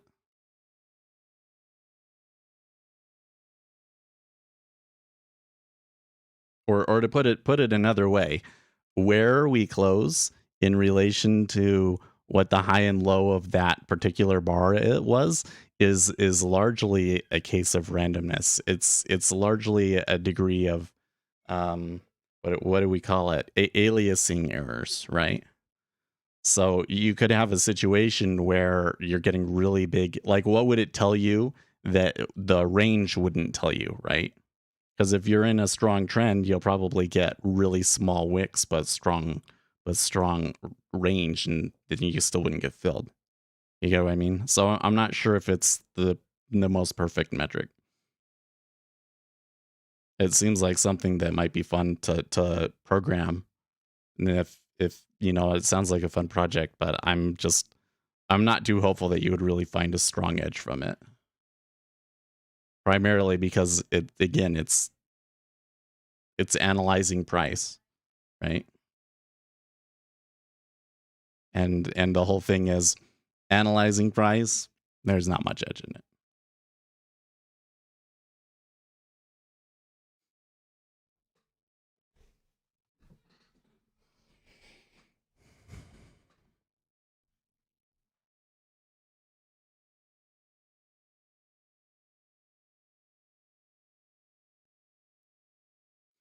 I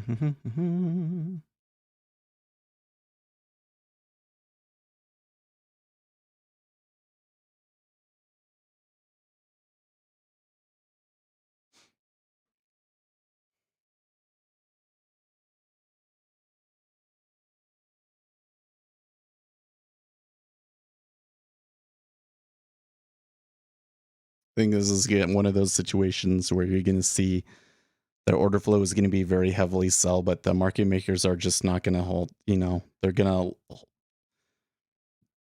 to pull their prices up here and let it come back up more easily whenever they can. Wow, Michael Saylor bought 25 million more in Bitcoin during last month's market crash. Are you kidding me?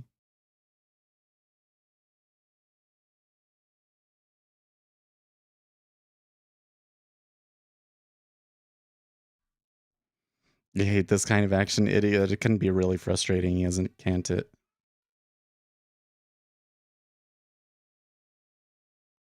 That's why I tried to build myself up a little bit of room. Because when it was at 1.83, I was kind of like, I wouldn't mind doing it, but I don't want to try and get in for the news now that I've built up that much profit. And I'm a little bit worried about trying to pull that off again, though. I might let them come back, and then if they fall later. So what might happen is we'll continue this for another 20 minutes, and then maybe there's another leg of the meta order sort of a thing. I don't know which pattern they call in when price dips to snap back fast the water balloon, but that more about speed of the snap than the seeable pattern, I guess. Well, if you're trying to you probably want to analyze things on a shorter time frame in that instance, right? You're looking for something where it's like on 5-second bars, the when there's a volume impulse of this much, you know.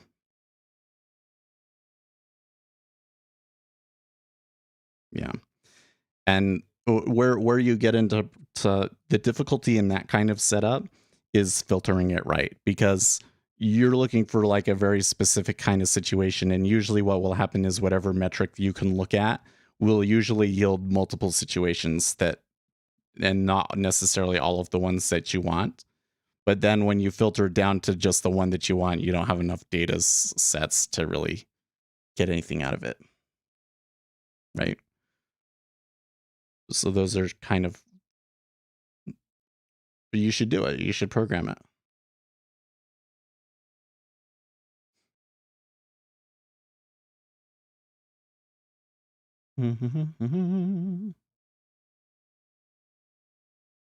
Bloomberg Wealth tweets, there simply aren't enough yachts available. And Paul Krugman says, okay, now the supply chain issues are serious.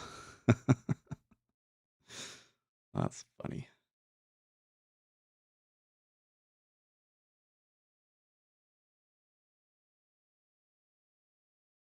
What do you say, 4,500? Oh, yeah, and they come back. Well, the S&P 500 recovered that pretty well, didn't they? The downside was pretty short-lived. Doesn't mean that they won't turn back down again later. But it could be that this data is not as one-sided as I think, right? So let's come back to let's see if Zero Hedge has a story about it yet. Okay, with the U.S. macro data is really disappointing this year so far. Analysts expected both market PMI and ISM surveys of manufacturing sector to show further slowing in January. January market manufacturing fell from 57.7 in December to 55.5 at the final print of January. ISM and U.S. manufacturing fell from 58 to 57.6, a very salty better than the 57.5 that was expected. Yes. Output and new order growth slowed in January amid supply and labor shortages, and in another poor sign ahead of Friday's payrolls, market notes that the rate of job creation eases to softest in 18-month sequence of growth. That implies a contraction in manufacturing jobs in January. Really? But the jobs, what did they? So let me come back here. It was employment index was 54.5 versus an expected 53. So it was better than expected still, despite that.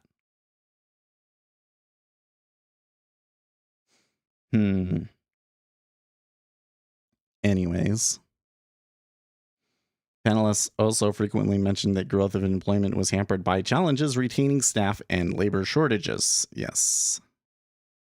The Omicron outbreak has hit manufacturing hard, exacerbating existing headwinds by subduing demand, creating further supply chain issues, and causing widespread staff shortages, often through absenteeism due to the surge in COVID-19 infections. The steep downturn in the survey data are indicative of manufacturing production falling in January. However, the overall impact on supply chains from Omicron has been less marked than in prior COVID waves. And raw material price pressures have come down as the global supply crunch appears to be improving. Hence, manufacturers are upbeat about the outlook, with future output expectations rising to the highest for over a year, to suggest that the current downturn may prove short-lived. Okay, so that is what I'm saying. Most notably, however, was the major rebound in ISM prices paid index, which has been closely watched for signs that the inflation wave is rolling over. ISM prices paid surged from 68.2 to 76.1, with expectations of a further small decline to 67, and new orders also slowed to their weakest since June 2020. That was the largest advance in prices paid since the end of 2020, and was probably a reflection, at least in part, of higher crude oil prices, and aka no room for maneuver there for the Fed. Yes. But did we do the extent that was all of the orders that were there to it? I mean, at the moment, that sure looks like that's the case, because we're not really getting further downside. It's just kind of been floating back up a little bit back to the news price. Okay, Fed Bostic is speaking now.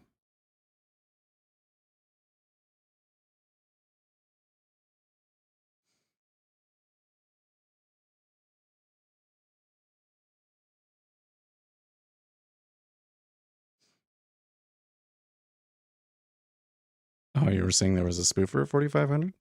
Well, there was a big offer there, but it looks like they pulled, and I didn't see any bubbles there, so it looks like that they kind of pulled it.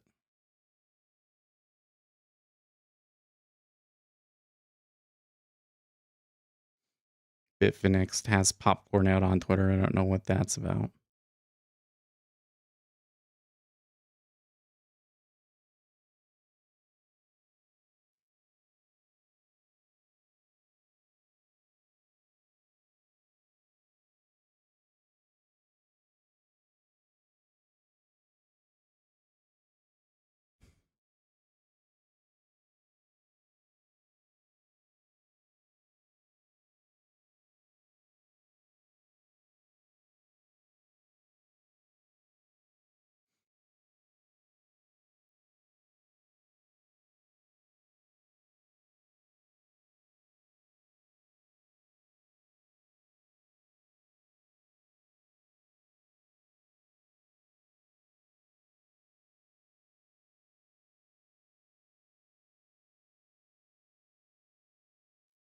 Yeah, I'm still thinking about like how good of an opportunity could this be for a swing trade? I don't know. The problem is that if you get any kind of buy meta orders coming through here, that's, there's just this huge area now where you're going to just fly through. And that's maybe what's happening here a little bit right now, is that as the people are taking their profits, it's causing them to rise a bit.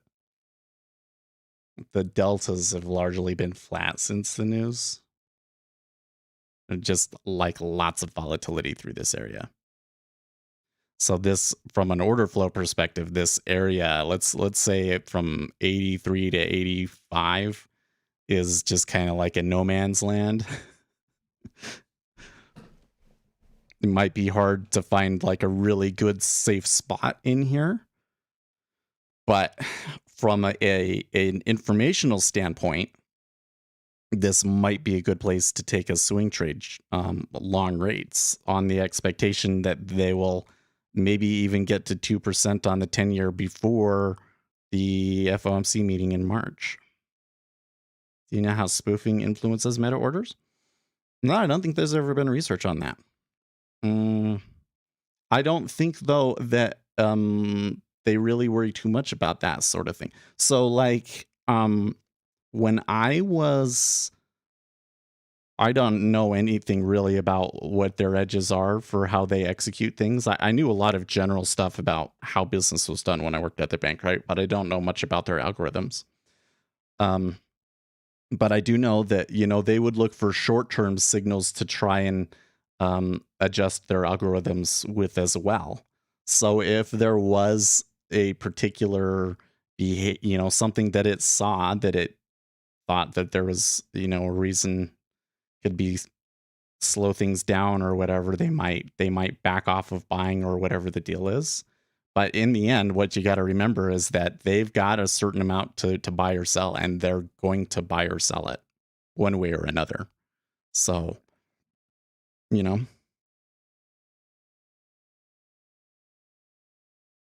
it's just that when you look at the market right now, is there anybody doing that? It doesn't look like there is, right? We should reset our DOMs here, though, by the way.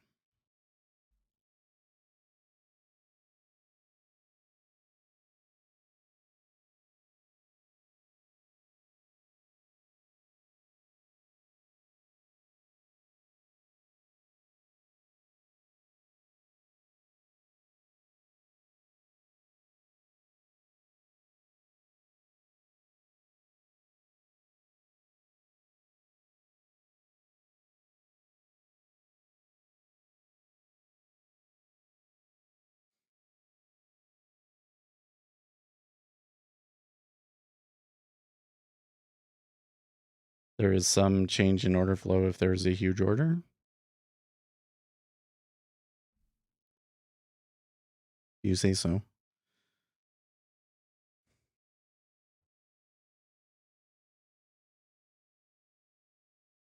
They're in the ES, they did come back up to that spot and they're down since then.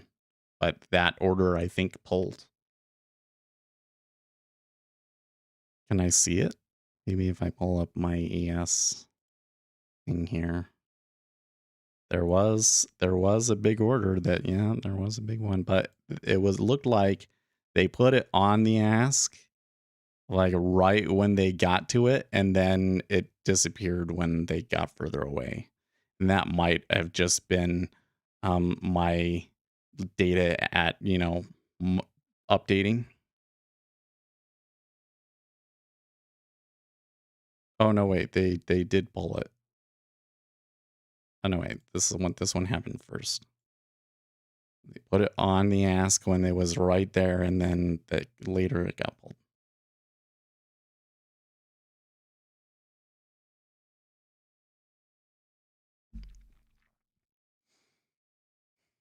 The problem though is you're trying to suggest though that there is a natural tendency in the market based off of that behavior, right?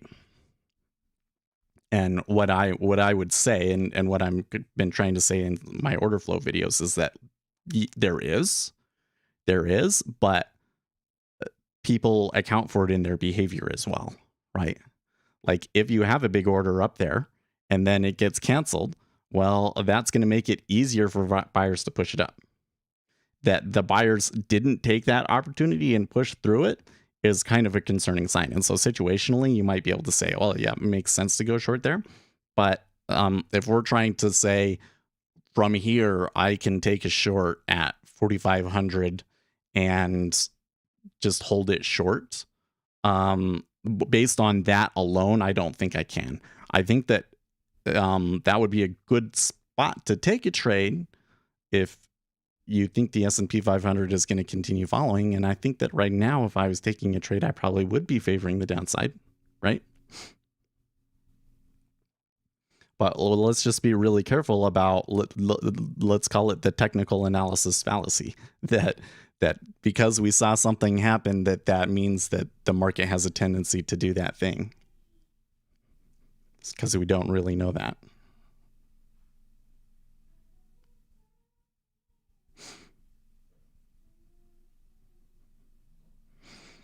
Well, the 10-year is kind of calling my name again. They're like, Seth, look, we pulled back and kind of flattened out and maybe even turned down a little bit.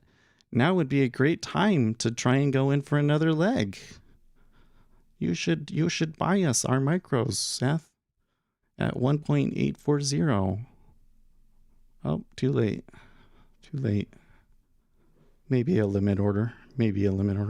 Not really seeing any volume in the micros though.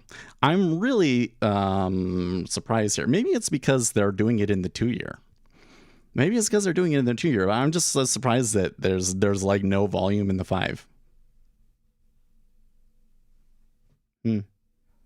They're all like me. They're just retail traders that just want to scalp outrights, and they don't want to go to different parts of the curve. But we would have gotten a much better move on the 5-year, right? And look at how much room they've got above us compared to the 10, right? Like there's more profit potential there in the 5-year.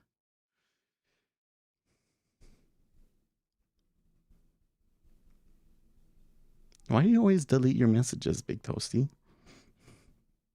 Trying to prevent the other people from seeing the good information.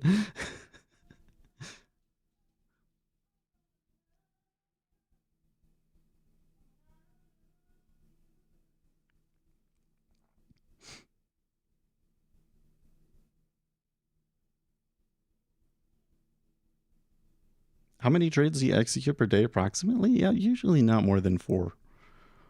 These days, not more than 4. Unless I'm like on tilt or something. I need to change that. I need to be like, the days where I'm doing well, I take tons and tons of trades, and the days when I'm doing poorly, I only take 1 or 2. So what we got, I think, is kind of the current focus, maybe, to try and take advantage of the fat tails. That's why I'm kind of still trying to push this. Like this one trade has been okay.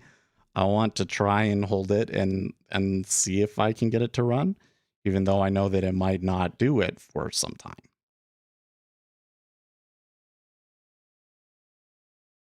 So I thought, well, it's moving around a lot, so we should be able to work a position in here a little bit, and I did okay. I got it all the way down to 1.832. I would have liked to have done it another time. That's why I was thinking at doing it at 1.84 and then taking it off at 1.845 again. But I don't know. Am I really pulling that much out of it when I'm basically losing a tick every time from the commissions. Mm, means that my position is really like 1.835.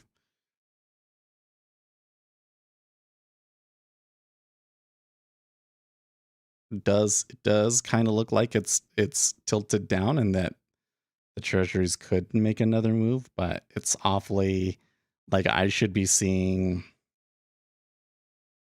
mm, Well, it's slightly the order flow is slightly negative, but we're really going to see like another leg lower. I think that it would be this isn't the best flow. Maybe they do move lower in the end, but it doesn't happen for a while, like after not until after the European close or something like that.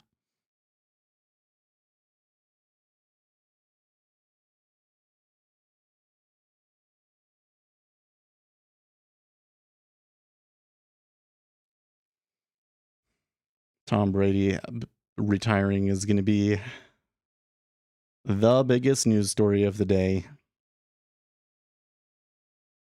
It's choppy flow. Well, I mean, yeah.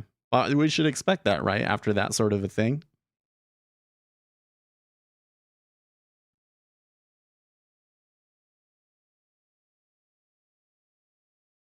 Like, honestly, how often is it that the treasuries come out and that piece of news comes out and they sell and then they continue to sell? That usually, I'm going to bet if we were able to do a study of it, maybe we should start tracking it. I'm going to bet that there's usually another distribution some point during the day. For NinjaTrader, do you code exclusively with their CS project? Or no, I honestly, I do a lot of it in the Ninja script editor. Yeah. I only pull out the CS project thing when I need to backtest, really.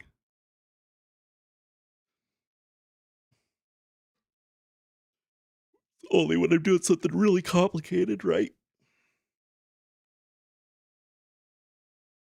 So they're coming back there. I don't really like that look.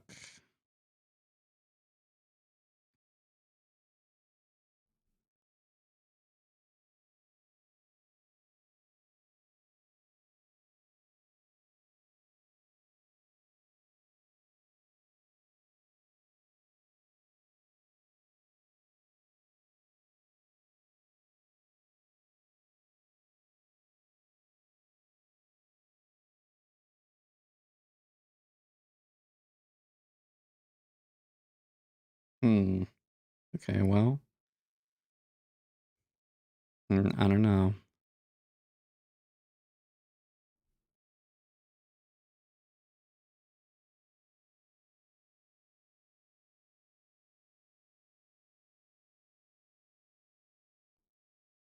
Something that I find a little odd about all of this is that despite the general rise that we've seen, it's been like what, a 5 basis point rise in interest rates, that the spread is basically flat across the board.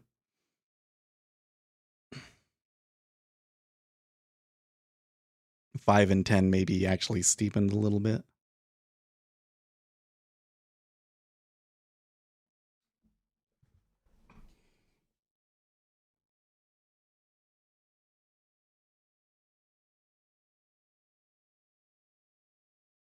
And come back to that 27 area. That's kind of where we want to be centered from.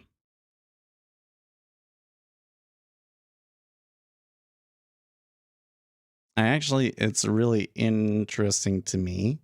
We've spent quite a bit of time now at this 27.5, but there actually hasn't been that much volume there.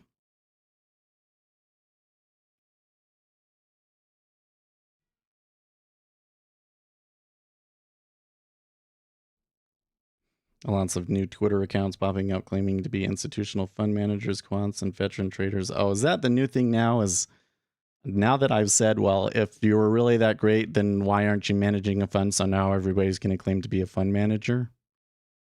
Boy,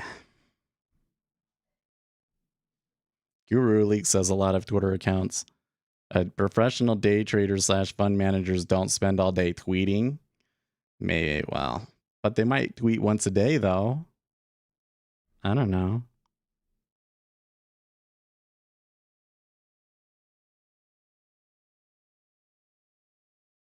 You'd probably want to look into their company first, huh? I manage my own funds. That counts. Yeah, you're a family. You're a family fund, right?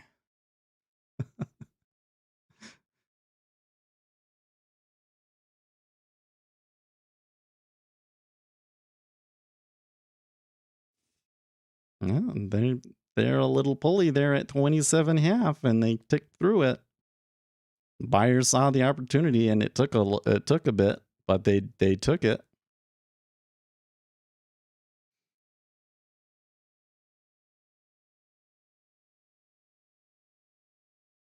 Family Fund Foundation, yeah. Just well, like that is a thing, right? Where there would be a whole organization just built to manage one family's funds, that like a hedge fund, but a lot more free, I guess you could say. And you remember there was that whole thing about that one fund, that one private fund that was taking on crazy leverage and kind of skirting the rules and created its own little mini bubble. Oh man, fun times. What was the name of them? Archegios or whatever? Yeah, crazy stuff. So just about anybody could claim to be trading their family fund, right? Although unless you have employees, I'm not really impressed. Oh, they ticked back down at 27.5, but I have to see more than that because the 5 and the 30 are still up. You don't remember that? Oh, guys. Wow, what was the stock that they were into? Viacom, I think it was. Oh yeah, Viacasibus. You don't remember Viacasibus? Oh man.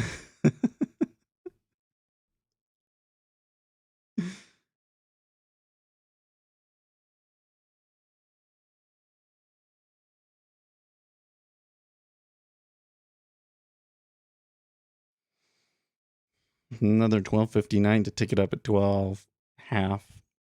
Not really anything hitting into 29, or well, not really anything hitting into 28, and then for it to be like a breakout of any sort, it would have to be 28 half. So sounds too elite. Well, what you need to do, Caleb, is you need to go and follow the Real Stock Market Steve, and he'll teach you everything that you need to know so that you can be rich and have a Lambo like him, like buying Viacasibus. We should go look at a chart of that.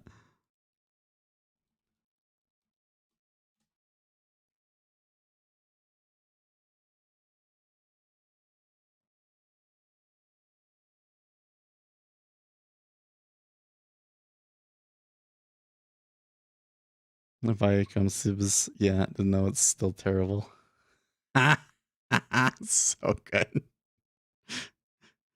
I always worked really hard to make the worst calls with Stock Market Steve. So Stock Market Steve said, you buy it at 40. How well did that work out for him, huh? Nope. Pretty awful trade. It just went sideways the whole year, and then when the rest of the market started falling, it went with it and lost what, 30%. Yeah. Okay, look at this. So this is just the classic example of market impact, right? This family fund went out there and used leverage to buy up Viacom, and then when the um all of the banks realized what was going on and the risk and that one of their positions was going sour, they just liquidated the whole portfolio. So you had some of these stocks like Viacom CBS just get absolutely decimated in the course of like 3 or 4 days because all of the banks were basically racing to see who could sell it faster. And so what happened? This was just all the impact of that one large player. And all of these retail traders were following it, thinking that Viacom CBS was like this great strong company that was going to the moon or whatever, and the reality it was just one stupid fund that didn't know what they were doing. And that's another thing that gets like super interesting to me is that there are a lot of institutional funds out there that don't know what they're doing. That you guys listening to this stream, you know more than them in some cases. It's just kind of funny. I wonder to what extent that is happening in ARK as well, the ARK fund, because they own too much of some of these companies and they're having a big impact on them. And some of the performance that they maybe had was just because they were buying it. And does Kathy Wood know that? I kind of feel like she's been in the game long enough that she should know this stuff, and maybe she's just trying to take advantage of the money as it's coming in. I don't know. Did you buy into I did buy into GameStop, and I held it for like 2 days and then took some profits after I had lost already a lot of the profits that I had made, but I still came out with a profit. It's just, it was like $80 instead of like $250 or whatever. So I did okay. Slow down, I'm taking notes, yikes. I missed that when we were talking.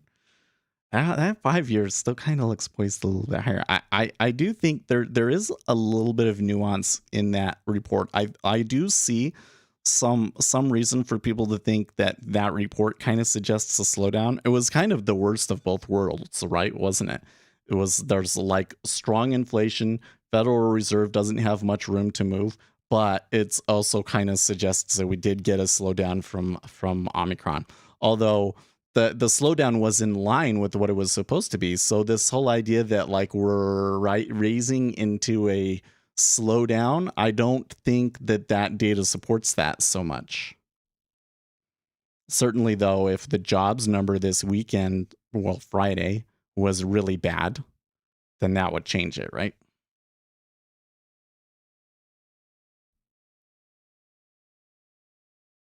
I tried one of those AI crypto things. I could have made more money recycling cans. Maybe that's what I need to do, Caleb, is I need to recycle cans. Or maybe I can find a spot. Well, that was a pretty good downtick there. Yeah, they bought it back up. 1790. So there's somebody willing to try and push it up there. I don't know. That's got to be somebody taking profits, though.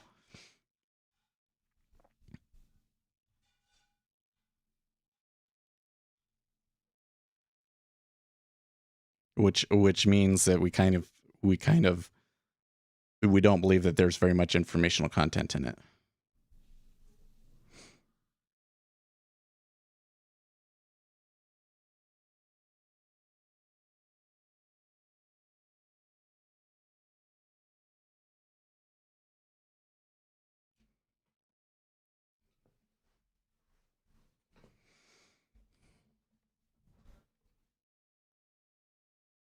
No, you want to be the recycling center. That's where the free. Oh, I see.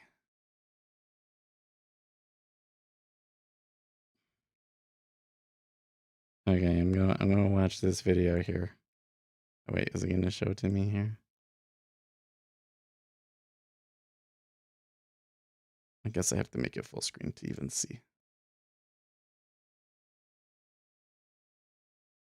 Oh, it's just the video of the big order pulling.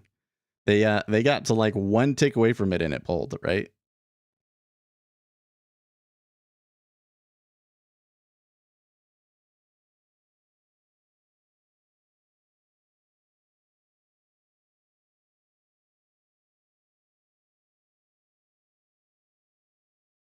Yeah.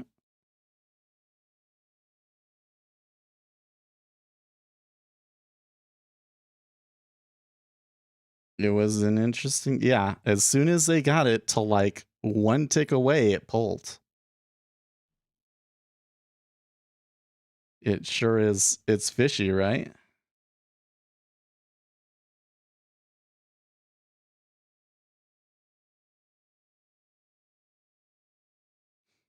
No, it kept going away after a retest. It wasn't there anymore. Oh, well, right. They pulled it and then it did come back up to that spot again. Yeah, that's true. You got a good little down move there in the treasuries. I don't know if it's going to fall through here or not. The 5 year is still back to its, the I'm calling it support. I really hate using the term support and resistance because when I'm saying support, I'm just saying that is where the last swing low was. But because I'm afraid that if I come in and I say it's back to support, that means that I think there's a higher probability of it bouncing there than not, and that's not true. I just wanted to share. Well, you should put that stuff on like YouTube or something. Why not? It's good stuff.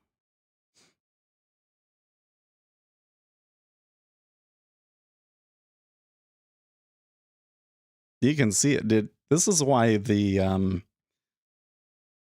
market depth tape is so useful, guys, because you can see it right there. It all pulls at one spot. Like there's no question did it get executed or anything like it's gone. They when it got there, they put it on and then it pulled away.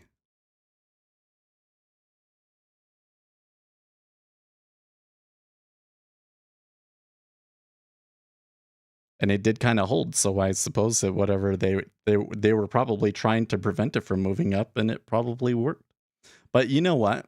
Um, in this particular case, I wouldn't be as interested in that particular order just because of the price that it happened at, right? Like you should expect that there is a massive amount of options interest and all sorts of other activity right there at 4,500. So, I'm how do I put it? When I see a point of interest, okay, like there's a price that I know is going to be a point of interest. I'm not as interested in it's going to bounce there. I'm more interested in there's just going to be a lot of activity there. There's going to be a lot of people trying to buy and sell it at that price, and it's just going to be noise and chaos. So, like, first of all, last thing I want to do is have my stop in that location, right? But then I don't necessarily want to take a trade there either because there's just going to be a lot of noise. I would prefer, if I really have an opinion about that area, I would really prefer to be on the edge of the range that is going to develop there. Oh, it is time for me to go, guys. I will see you tomorrow. In the meantime, stay profitable, friends.